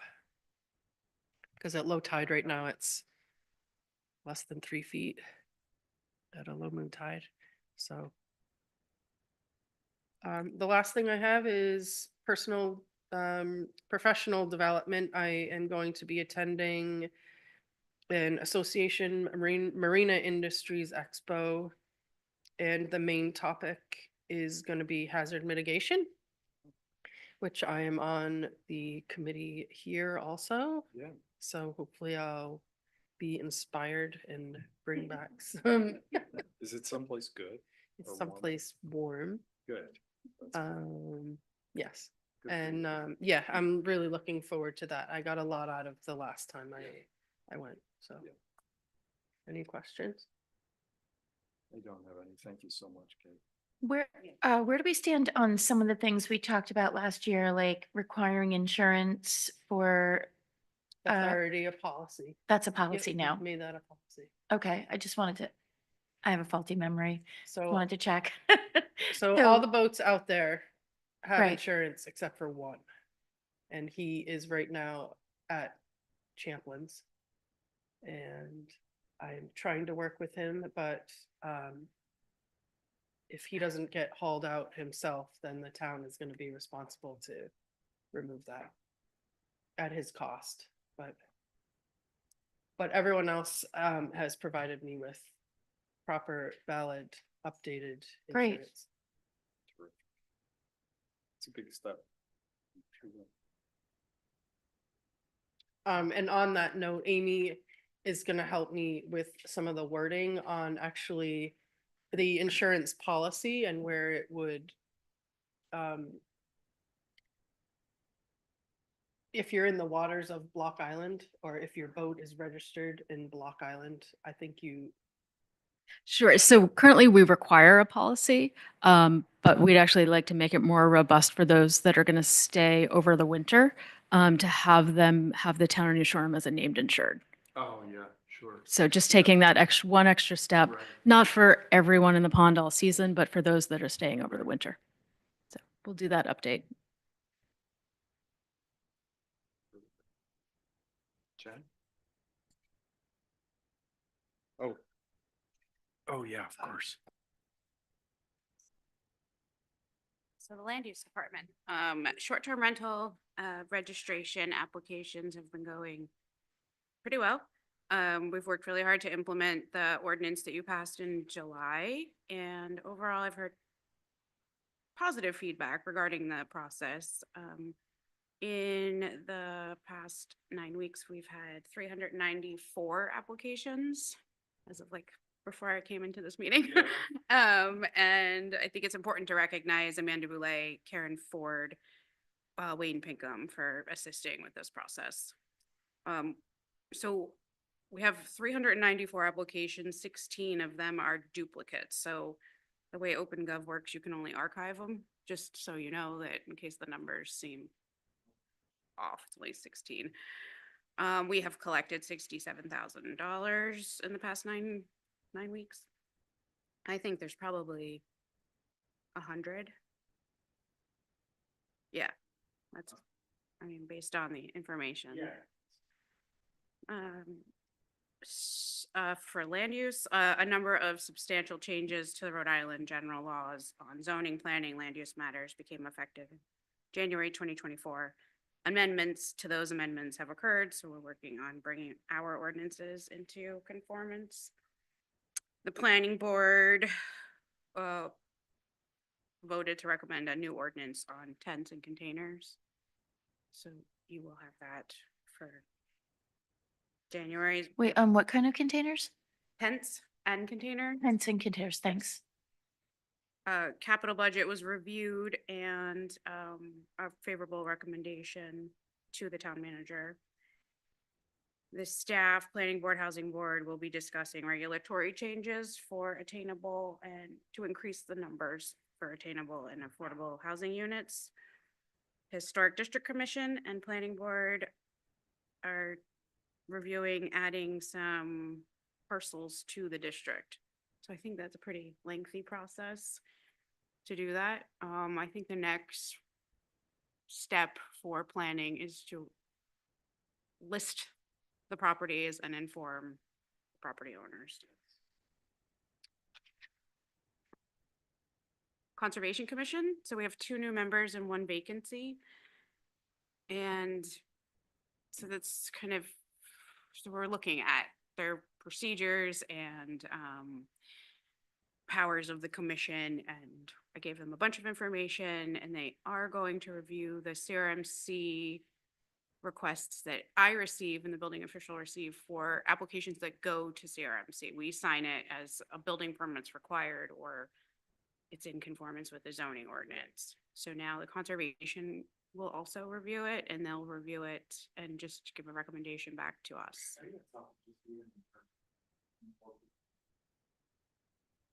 Yes, it'll go on an agenda. I mean, it takes, longer for everyone to review it. I find that the biggest challenge with that is just incomplete applications or just not enough information.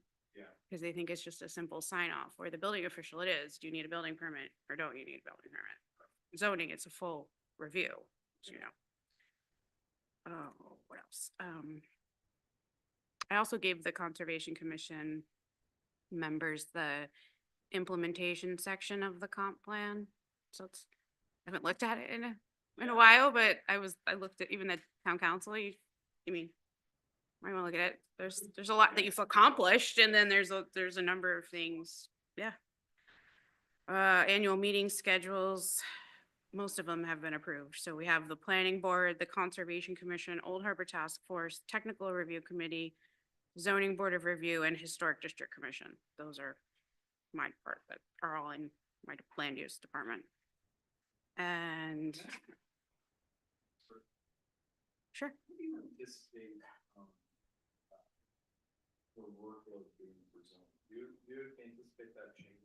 It has changed in the last few months. We've seen a decrease because I'm reviewing those applications and granting what the zoning board would have granted. But I do have new applications. So there was maybe 3 months where we didn't have any for the first time in, what have I been doing this, 25 years? So now I've received 2, 3, so, and I've heard from others. So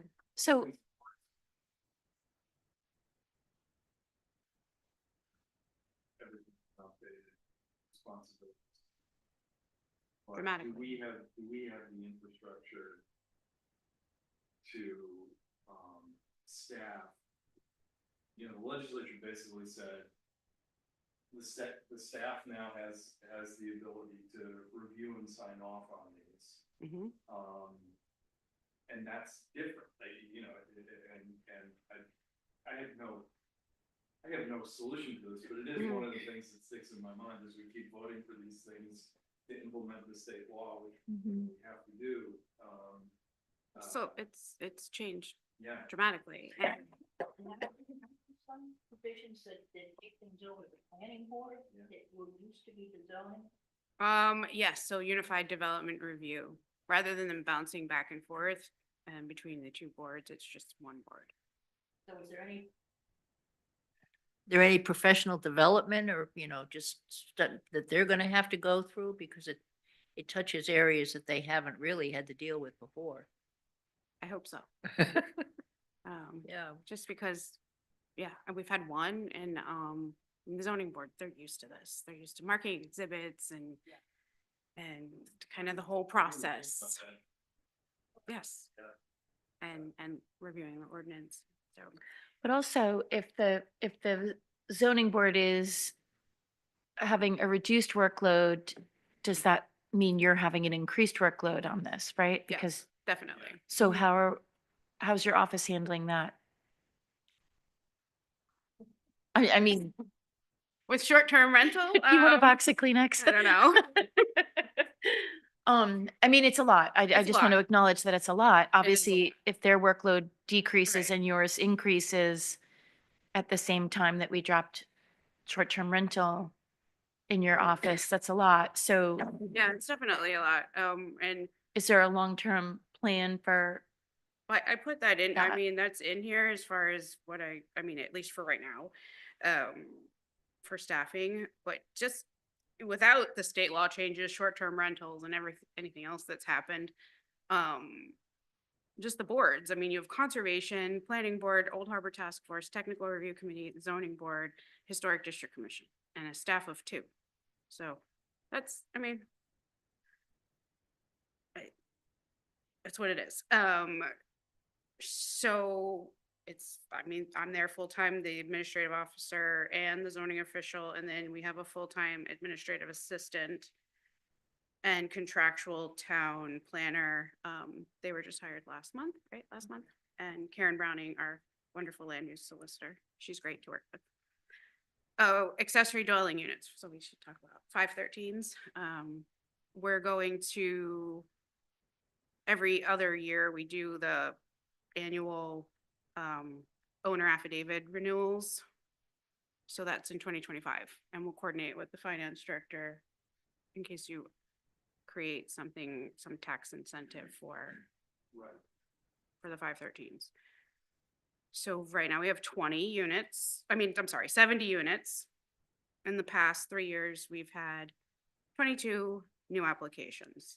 I think I tell everyone that I communicate with about ADUs, and I think it's great. The planning board will review 3 designs that were submitted or donated for the portion of the ordinance regarding the, we have 3. So, yeah, I think it's great. So we'll review that in January. We're just dealing with all of the other. And wait, what is this? So part of the ordinance allows, if you use a pre-approved plan, instead of getting a special use permit, it's granted.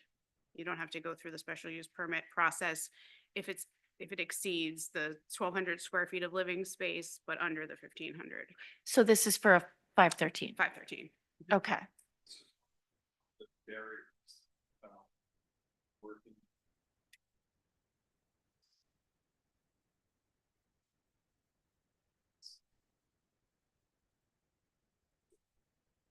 Jumping off point of getting from, I'd like to do one of these to, here's what my design is.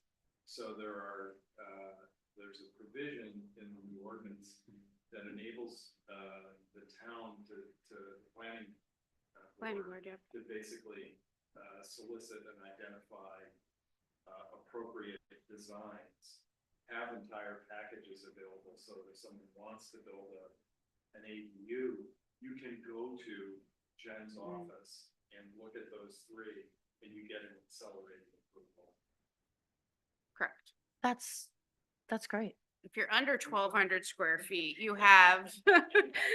Right. But if you have under 1,200 square feet of living space, it's just granted, it's great. I grant those permits, so you don't have to go to the zoning board. See what else. And you have 22. We have applications. 70 units. 22 over the last 3 years. Yes. 22 over the last 3. Okay. Yes. Yes. I missed when they were. And I definitely spend a lot of time with any homeowners that are interested in creating an ADU. I do a lot of the paperwork for them, complete a lot of the applications, and yeah, just try to. They were submitted maybe a month or so ago. I don't know, a couple months ago, but yeah, we just haven't put it on an agenda yet to review them because we already. That's if it's between 1,200 square feet of living, 1,200 and 1,500 square feet of living space. That's where that design would come in. Goals. We can talk about goals. Enforcement. So it's always a topic, and I think at some point we should kind of talk about what should be proactive enforcement and what should be just responding to complaints. So we currently respond to complaints filed. That's a similar practice in other cities and towns, at least the ones I've contacted. But the proactive approach I think is important for short-term rentals and historic district commission, which would definitely increase the administrative support. We would need to increase this administrative support to free up some of my time and I think in January, we're going to, we need to enforce the short-term rentals and be proactive about that, so. We're gonna have a couple of, Millie, Amy and I have discussed a few minor revisions to short-term rental ordinance. One being, the roads, to ensure that the roads are cleared per the fire department standards. I think that was something that kind of. Yes. Goals would be faster review time for zoning evaluation for building permits. Biggest hurdles are incomplete applications or designs that are not consistent with the zoning ordinance. Probably more, a greater presence on the bulletin board and the paper regarding the 513s and short-term rentals. The state law changes regarding the substandard lots that I do the calculation worksheet, you get an increase in your lot building coverage and a reduction in your setbacks. I think we should explore requiring a class 1 survey for those substandard lots. I think that's important. Are we permitted? It is my understanding that, yeah, that I could require that. Yeah. Without ordinance. Mm. And then also, I will bring the data from the past year to the planning board to see if they would like to change anything about the ordinance, like what we had talked about in the past. Now that it's been a year and we have maybe 30 forms that I've completed. We have the technical review committee the planning board established that committee. It's fire chief,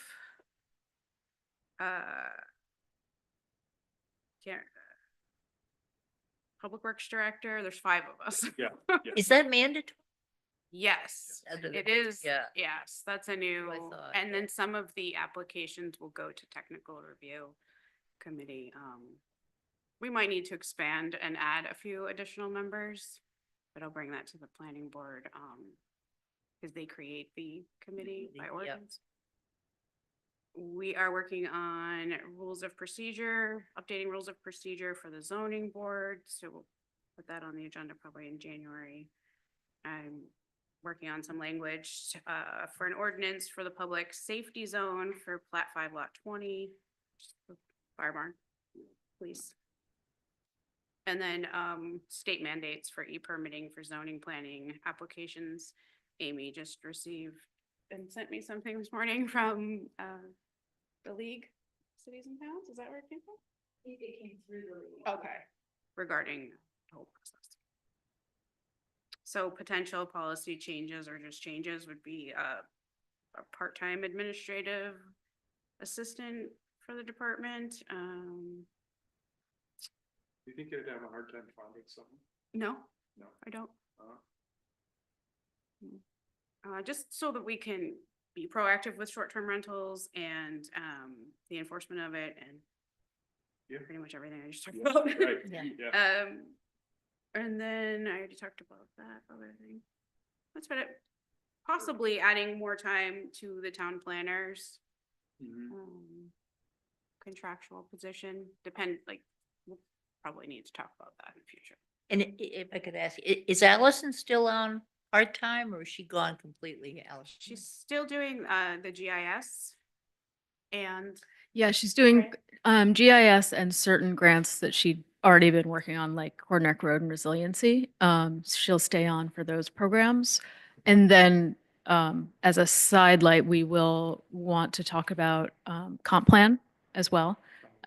She has an interest, and so what our process is going to be for identifying our planner for the comp plan.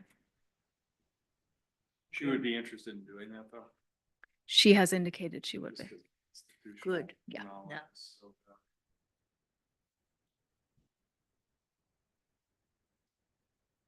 I could keep going if you would like me to, but I think I think I'm good. I do have a copy of the land use update from your October 8th meeting. I didn't know if Nancy or Bill wanted a copy. It was from the solicitor regarding all of those land use changes. Yes. Okay, yeah, okay. Yeah, that's all I have.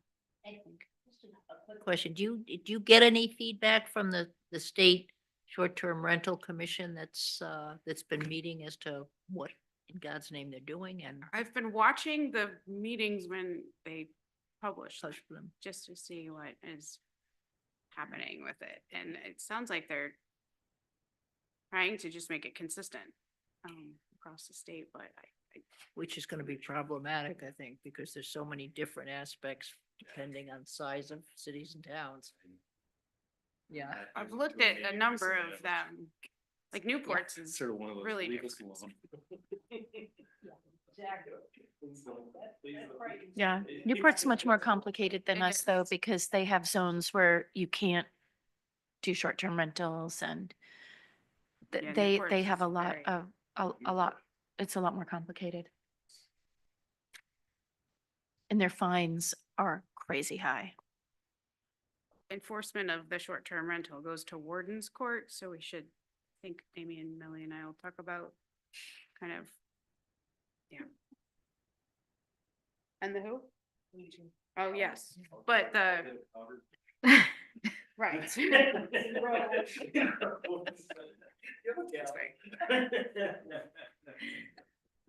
Okay, that's all I have. Allison? How's life going for you? Okay, well, push that button so it's bright. Oh, I see it. 6 months this week. I've been in the role. Yay. Yes. I call each week that I am here a different week. 1 week will be mental health week. 1 week is Medicare week. Another week will be Medicaid week. Another week Hispanic, library, so on and so forth. In the last month, just to kind of bring up to speed of what I shared with Amy in the director's report, it's been mental health. I've gotten, I would say 5 different people stopping in. I need a therapist. Where do I go? So I've kind of taken upon myself with the help of the social worker up at the school, Maddie Carey. We're compiling a list to deliver to the medical center so that they can vet them and figure out if it's worth, handing out numbers, that kind of thing. He's so happy that there are people who come in. Yeah, anything from a phone call or someone literally just walking in. I had, and obviously some of this is confidential, but I've had, and no, I won't say names, but I've had women come in who are in their 80s looking for it, and mothers called concerned about their kids. So it's good networking with Maddie Carey up at the school. I don't want to get into the business of kids. I like to keep that with the school, but there are moms that come to me, and I've always said, we've got a great social worker up there, and Maddie and I have a great relationship. We have also taken advantage of a couple of charities that have called the island, either she or I. Do you have any kids that need coats, jackets, it's Christmas? So we've kind of coordinated an effort there where I think we've got about 10 families. We also have people calling saying you want a smart TV. And I was like, oh, we're not getting into the business of that. We'd like to focus on the need. I know it's relatively recent, but if you have to be looped in, or are you looped in on the state data? Yes. And I sent out It's just it's gigantic. And Amy got, yesterday or today, I got one yesterday from the Office of Healthy Aging. So I sent it out to the bulletin board. There's a comprehensive way of dealing with it, and I'll send it out probably again before I leave this week, which, we can kind of go into that in a minute about identity fraud and things like that. Nope, you didn't steer me off. I've got a paper here. So the mental health is one thing, working with the school is another. I'm going to work real hard at my collaborative relationship with the medical center.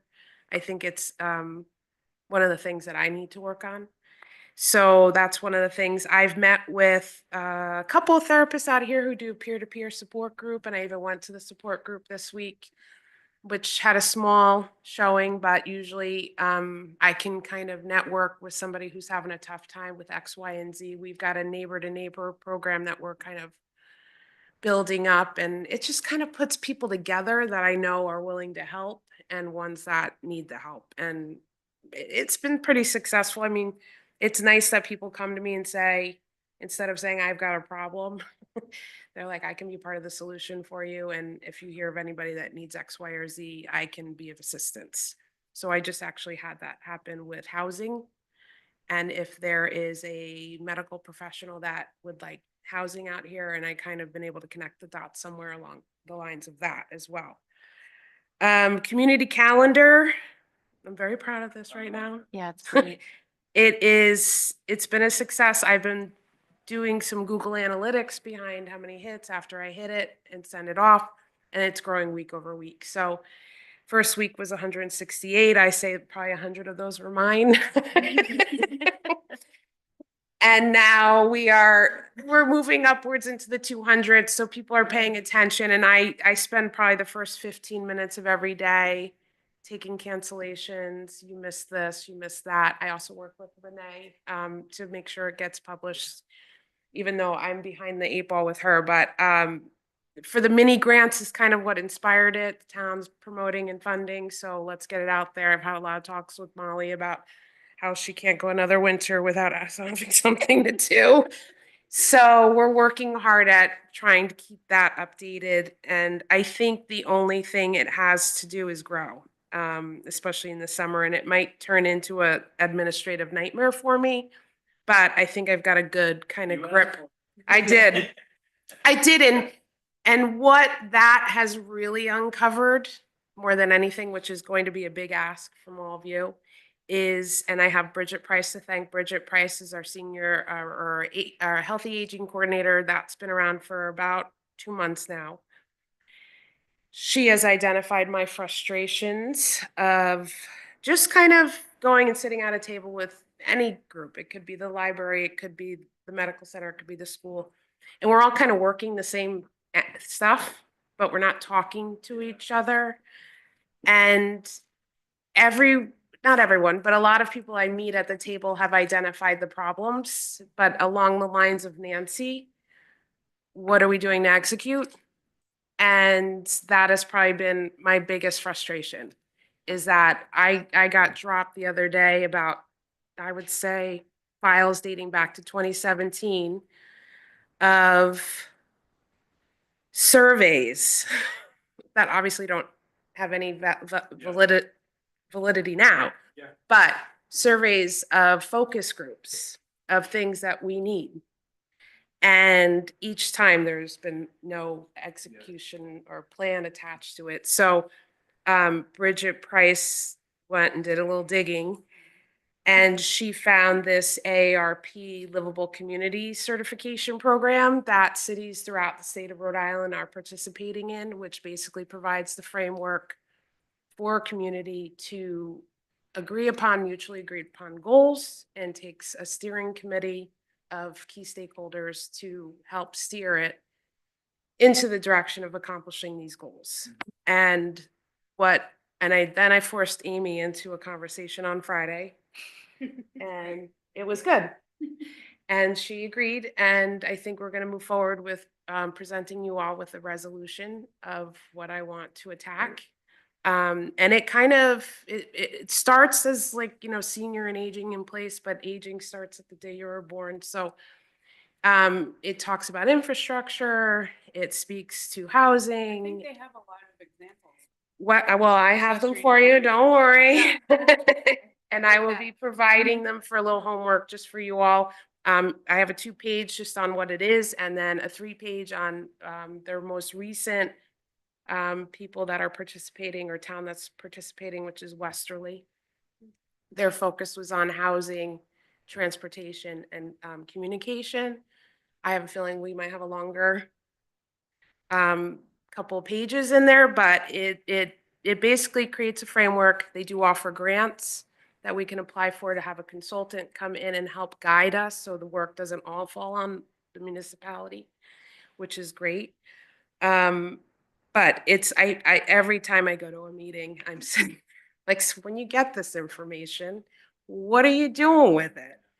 And to the point where I don't know if anyone wants to invite me to a meeting anymore, because I just want to make sure that it's being followed through on instead of coming to me. And I think as a community, we need to come together and kind of guide that.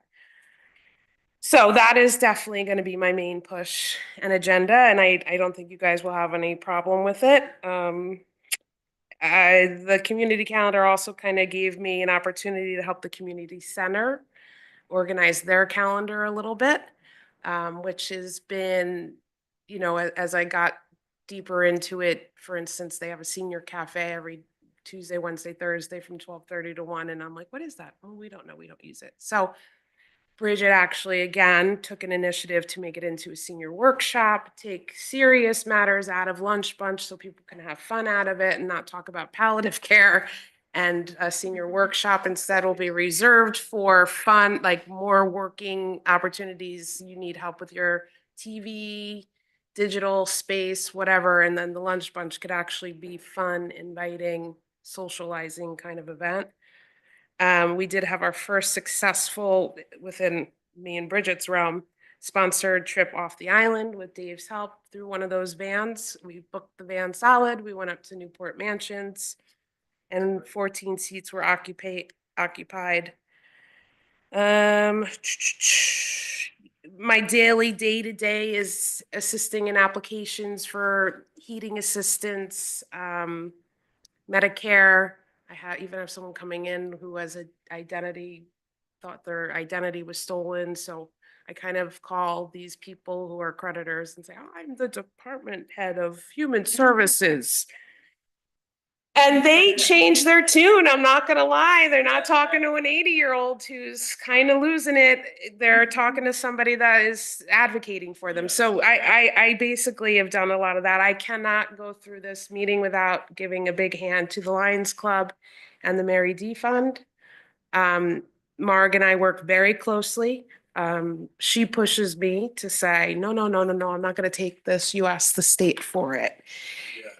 And it's been a really good relationship between the two of us because it's smart. Why do we keep going to that fund when we can be putting it into a palliative care kind of, and I think we need more of that too from a community 501c3 level.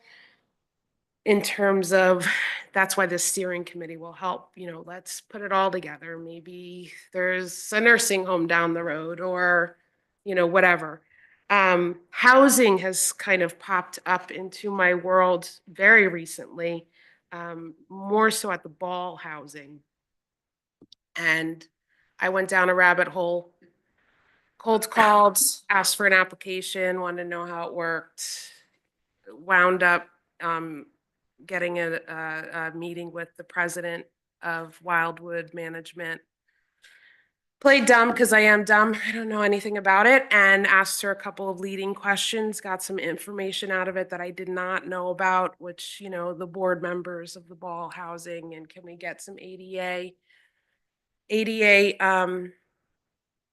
everything from a toilet to a walk-in shower over there, and how do we handle occupants who are, you know, non-compliant, and we're on an island, where do they go if we do decide? You know, I have everything from lots of different things going on over there.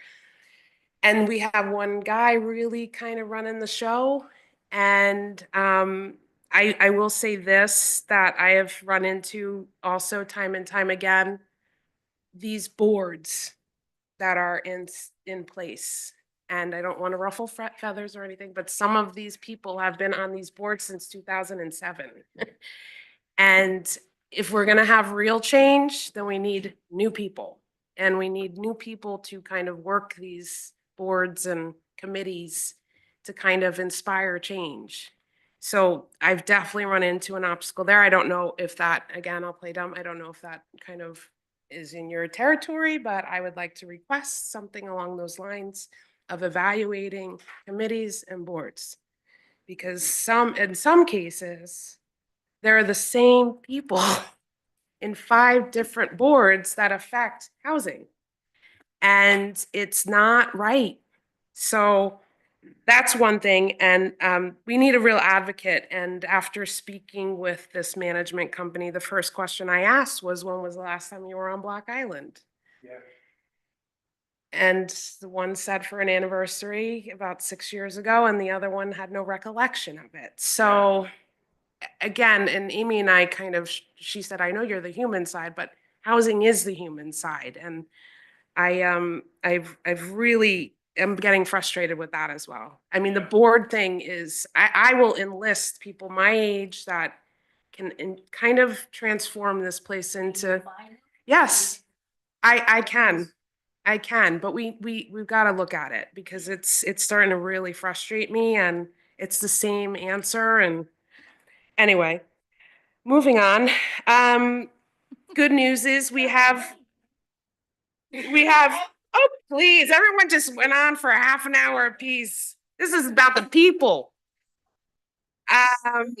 So caretakers, just quickly, CNAs, we had a real shortage. I have one girl going to school right now. I've actually gone to the Lions Club to look at transportation costs for her. She goes off, it's only an 8-week program, and I sent them all the information they need. And then we have another gal who just arrived on the island, and I'm putting them with the medical center so that they can refer. No one's going hungry on this island, I can tell you that much. I've said it once, I'll say it again. And yeah, that's pretty much it. It's a lot, and it is wonderful, and I love this job, and I honestly, I say it all the time, I can't imagine anyone else doing this position because I love it, and I'm gonna give you guys homework. I was gonna say, I read this yesterday. It's great. And then the other one behind it, though, is the Westerly Action Plan. So it was the closest thing I.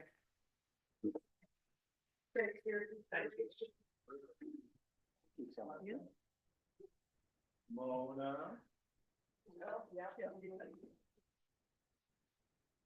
I got it. All right. So since we've had such a long meeting and long presentation, I thought I'd just say everything's fine. We're all good, okay? No?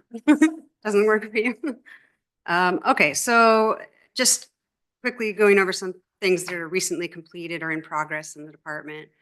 We have a new e-check option to pay your taxes, which is nice. Usually people could pay by the alternative methods credit card, and that was 3%. So this is $1.50. Nice to have a new option. And actually getting people to pay by credit card or ACH really saves us a lot of time administratively also. So it's a great option. We like to encourage it. We're replacing the town's current credit card provider, which is Citizens, with a processor called Community. It's called Community Card, and it's a provider that partners with Washington Trust, kind of specialize in nonprofits and governments. And it's going to allow us a lot of greater flexibility and customization, reporting options, and controls that we can put in place. So we're looking forward to that. We are focusing on our year-end tasks like W-2s, 1095s, 1099s, that, as well as continue to work on our audit preparation. We're going to be implementing Positive Pay, which is a check fraud prevention tool. It also runs through Washington Trust, and essentially we take every time we do a check run, we submit a file over to Washington Trust, and they use that to check against the checks that are being cashed before they'll actually cash them. So it's a great way to try to avoid some of the fraud that we do see increasing out there as far as the checks go. Checks that the town writes, and people can manipulate the amounts or just straight up, yeah. Oh yeah. Okay. So we look forward to having that done. We are going to also trying to figure out the timing of that one, but it'll be done at the latest by the end of March. We're going to kind of see how it goes with the timing. We're migrating to AccuFund Anywhere, which is our accounting software, and we're moving to the cloud-based version. So with that comes a couple of different tweaks in how the process is run. So there's going to be a slight learning curve for some of our staff in their daily processes. Once we have that in place and feel good about it, we're going to implement electronic purchase order component that it has available. Again, it'll give us more opportunity to closer track the budget, keep supervisors aware of where they are in their budget, what they've committed to, and I think that's really going to be helpful to all of us. And I'm also going to use that time to really review and optimize our settings in AccuFund and make sure that the processes that we're using are kind of procedure, see if there's any way we can do it more efficiently, like uploads, importing, stuff like that, that eliminates some of the data entry if we don't have to do it. I mean, you saw how much each department is using software now, and with that comes capability for reports that can be exported and then imported on our end with that, instead of the manual data entry that we've been used to forever. So I really want to look into that and just review everything and just see, are we using it, you know, in the most efficient manner? So that program, AccuFund Anywhere, we should be done by the end of February with that fully integrated. And also, once that's finished, I hope to start working on getting sewer and water bills, the ability to pay with credit card for those, which has been an ask for a long time. And again, that saves time again on that side. The current challenges would definitely be trying to manage the workload right now. You know, I'm sending along some tasks to some of the other finance staff and challenging them a little bit to learn new things and try to find their way around things and get comfortable with tasks they wouldn't usually be doing.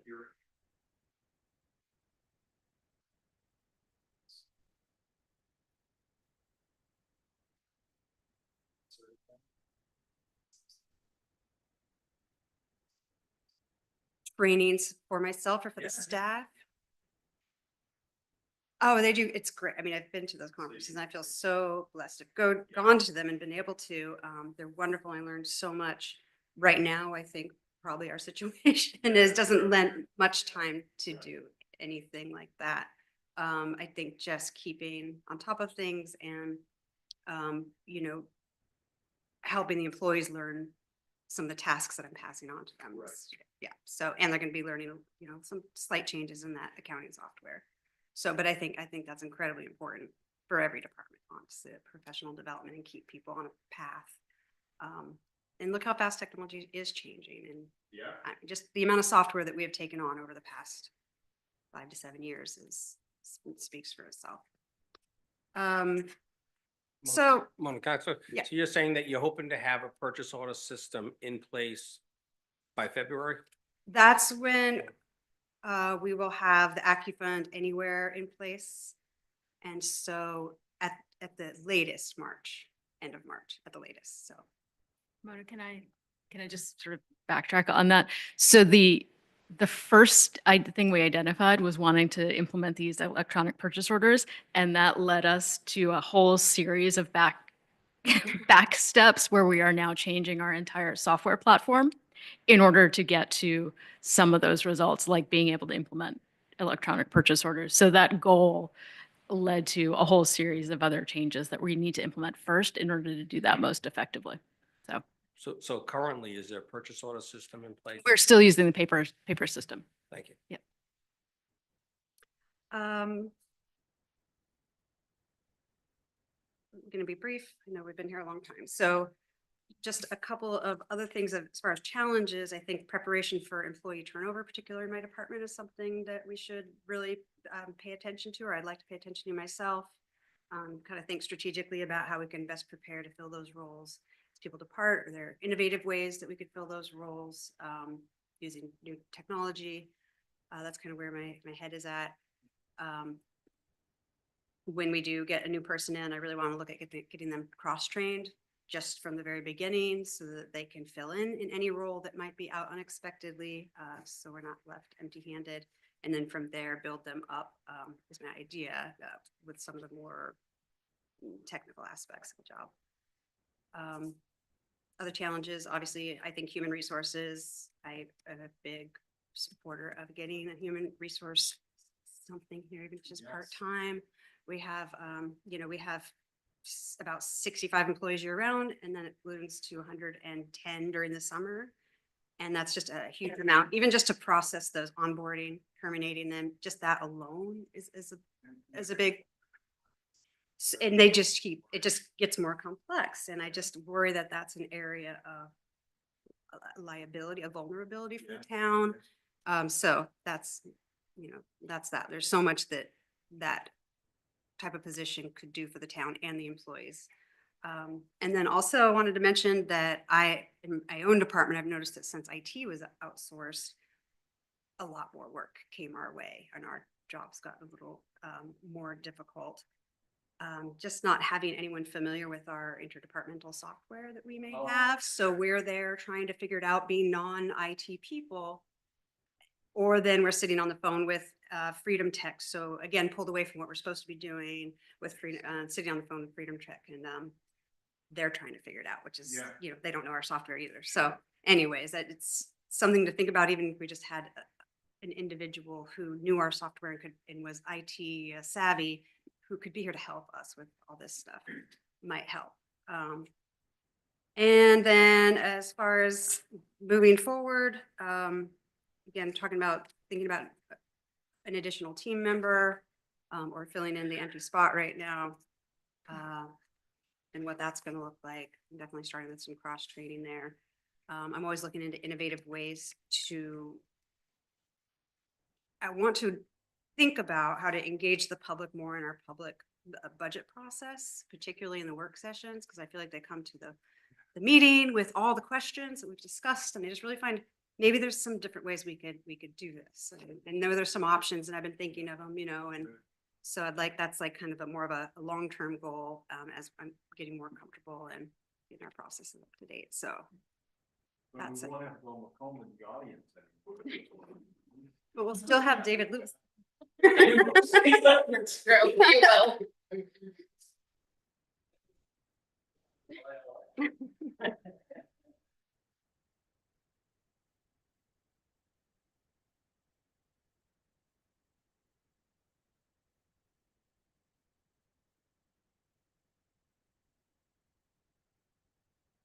Okay. So just on what you were talking about with Freedom Tech, I mean, we don't have a system where if there's any software packages that are adopted, it runs through any central person or operation like Freedom Tech? Yeah. So they're available to help with things like the implementation, the actual deployment, but no, they're not responsible then for helping us with the operations of a new Rec Pro or Mooring Info or any of the specialized packages. We're really on our own with that. I would say we can throw a question their way, but it's not generally within their scope.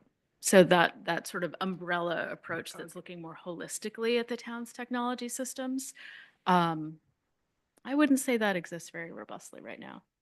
I think Millie and Tom and each of the department heads has tried to step into that gap, but it's a little bit more of a Band-Aid than a permanent solution. Yeah, I would assume that you all agree that would be an important piece to have in place going forward. If we're making the commitment to doing a lot of this stuff electronically, we also have to make the commitment to making sure it runs okay, right? Yeah, and that the choices are the proper ones for the departments, and that we don't have to take everyone's time away to deal with that. There's somewhere they can go to have that umbrella view. Yeah.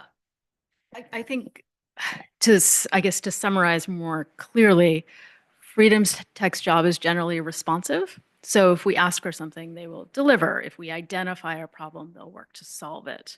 And if they are taking a more proactive approach, it's because we've asked for a strategic vision on a particular topic, is my assessment. I don't know if you share that or. Yeah, no, I do. I do see that as a challenge because, as I was mentioning before, we do have a lot of these boutique programs. Most of these programs come with some kind of training components through videos, help desks, things like that. But having a live expert is very difficult to find. And I not.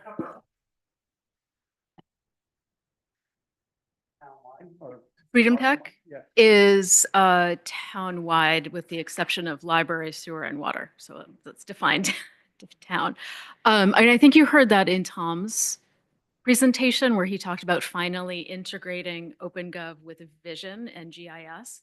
That's something that ultimately resolved through staff time and specialists at each of those platforms. And I would say it took about 3 years because our staff needed to become technical experts in each of those platforms in order to facilitate the integration. That wasn't something that we could hand off to an IT person and say, we have this problem, please solve it. It was really the staff level that made that work. So we've been talking for a couple of years about the communications position up at the, fire rescue, police. Is this something that could be combined in some way, or? I don't want to say yes yet. I think the functions are different enough that we don't want to identify them together. It may be that we have someone who is an appropriate fit for both functions, but I wouldn't tie them together at the hip right now. I think we need to address each according to their needs. Right. It'd be more of a person. And happens I to will be able to say do it. we were hoping to have that on tonight's agenda. It didn't make it, but hopefully the council will be talking more about that in shorter order. You couldn't fit anything I else. We took so many things off.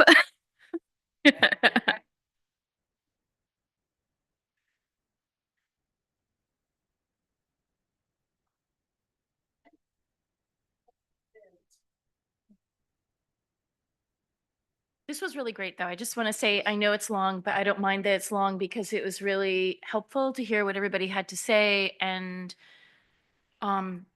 there's huge things going on and everybody needs to hear about it. Thank you.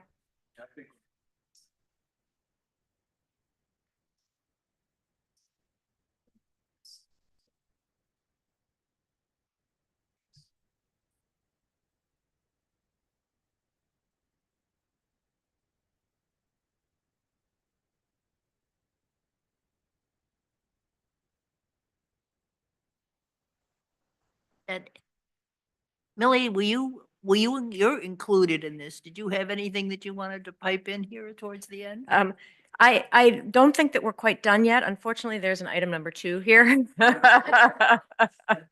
But as far as the town clerk's office goes, I feel like you hear an awful lot about what we're doing kind of on a regular basis. So if you have any questions, I'm happy to take them. But other than that, I feel like you know a lot of information. You've already heard a lot today. So.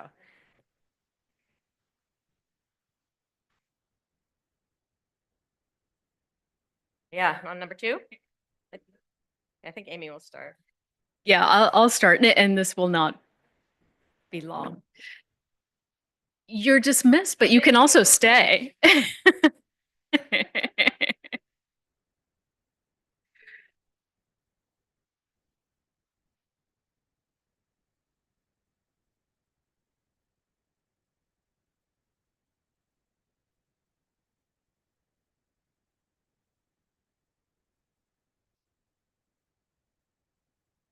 No, we're open. We're going to talk about communications. And so that first item is communications between town council and staff. And obviously we all know the balance between council, manager, staff in such a small community can be sticky at times and really beneficial at times. And so we all have personal relationships. We see each other on the street. In the policy that the council is going to consider tonight for rules and procedures, it does, I think for one of the first times in town documents, outline more specifically what that engagement could look like. I would say this is suggested language, but it's meant to straddle that balance between keeping the organizational structure of the town in place and also acknowledging that the reality is it's impossible and unreasonable probably to totally separate the council and the staff. The request is really that the manager be included, one that makes sure we're all on the same page and things are being handled most efficiently. And that communication directly between council and staff be not give direction. And again, that comes from the charter. We all sort of know it, but it can be hard in the moment to remember that. But I'm happy to talk about it more explicitly, or we can talk about it in the policy tonight. I do this as much for the staff as for the council. And that reminder to them, which we've talked about in staff meetings and one-on-one, that if a council member approaches you with a question or an issue and you're feeling uncomfortable, it is entirely okay. And this is what they've heard from me to say, I'm going to have to talk to the manager, or I will get back to you, or I'm not comfortable discussing this. Somebody else will get back to you. And so just for you to hear that that's what they're getting from me, and not to be offended, first of all.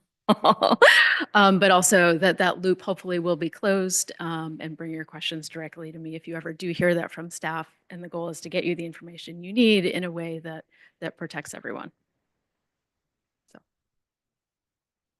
questions? So I would assume then that any questions that are posed by anyone with an answer coming, do we all get a copy of that information, or? That is generally my goal. I won't say we're always 100% perfect in the execution. But that is my goal. So if somebody, I think Nancy, you requested some documents and they went back to the entire council, that would hold for questions of staff as well. That way everyone has the benefit. I would almost go one step further and love to have that somehow back out into the public realm, because again, it doesn't give you that third layer of, are we sharing this information with the entire community? But I don't know how to address that yet. At the very least, we can keep the whole council informed about these questions that they may have as well.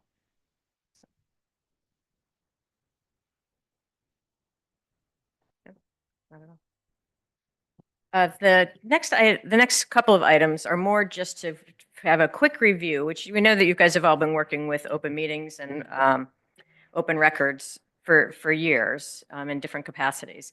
But just to give a couple of quick highlights, open meetings obviously need to have a quorum to conduct your business. It's the majority of the group. One of the things that we want to be conscious of, and I just like to reiterate on a regular basis, is to watch the rolling quorum. It means having a conversation on a one-on-one conversation or interaction that just turns into a full quorum, because you have that conversation with one, and then you have the conversation with two, and you have the conversation with three, and now you've had a quorum. Basically, you've talked about an issue outside of a public meeting. And as far as open records go, everything that comes to you, everything that you design in your role as town councilor, that's a public record. They need to be maintained. There are certain exceptions, work products, things like that, but they all need to be maintained. You don't delete, you don't throw away. Obviously, you can throw away your scratchings on a paper, but if it's a public document that leaves your ownership and goes into an email to somebody else, and becomes a potential public document. So you want to make sure that you're using your town email and not your private email, because that will then expose your private email to to a public records request. Also, text, that if you're avoid having a text conversation about town business, because then that also becomes a public record. We have a number of public records requests a year. They come through the clerk's office, and then we dispatch them out. So though some of them are very large and require collection of the town council members, I think we only had 2 or 3 this past year. But it does require, some time from you as well to collect all your emails Yeah, that can be a lot of work. We've implemented a program in our office or throughout the town called Just FOIA. And it's been, fabulous, at least for the management of this, because it allows people to then upload all of those documents. And then they sit out in the cloud and they're able to be accessed by the public, the person making the request. It's been a huge bonus for me and for our office in managing that, as opposed to trying to deal with, potentially thousands of responsive documents and getting those out.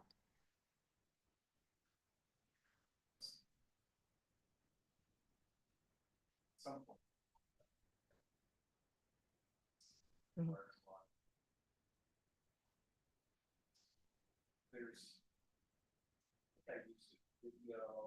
Mhm.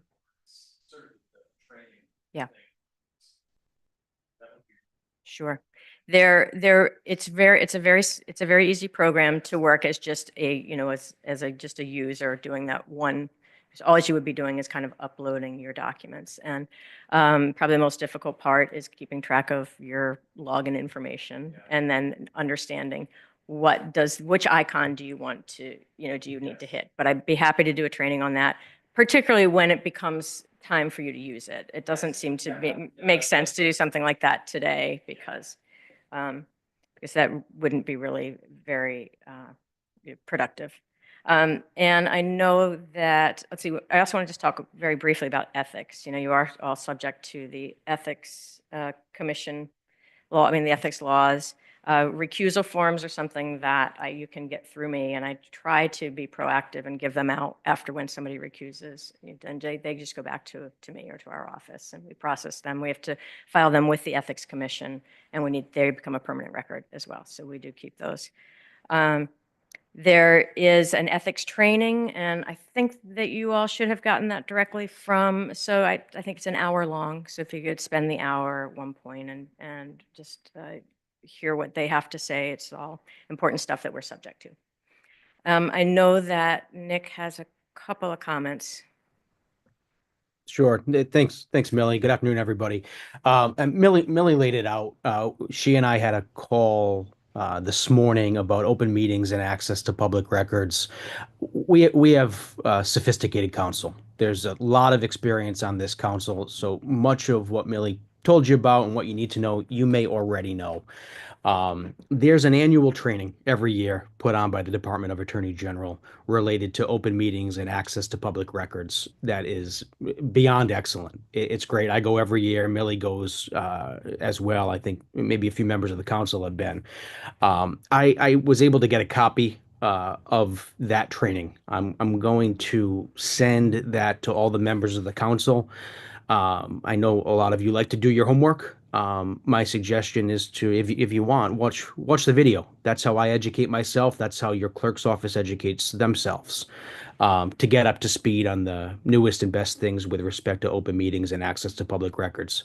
I know you always want the tools at your fingertips, and that's what I'm trying to provide you. More importantly, when in doubt, ask. We're always available. Millie, I'll give you a compliment. She's better than most. She can handle most questions. But if it's something she needs a hand with, or you want to ask myself or James, we've been around the block on these issues. We can always help. But you can expect an email from me later today with some materials that if you want to continue to educate yourself on these particular issues with respect to open government, I think a lot of the answers will be in there. That's all I wanted to add.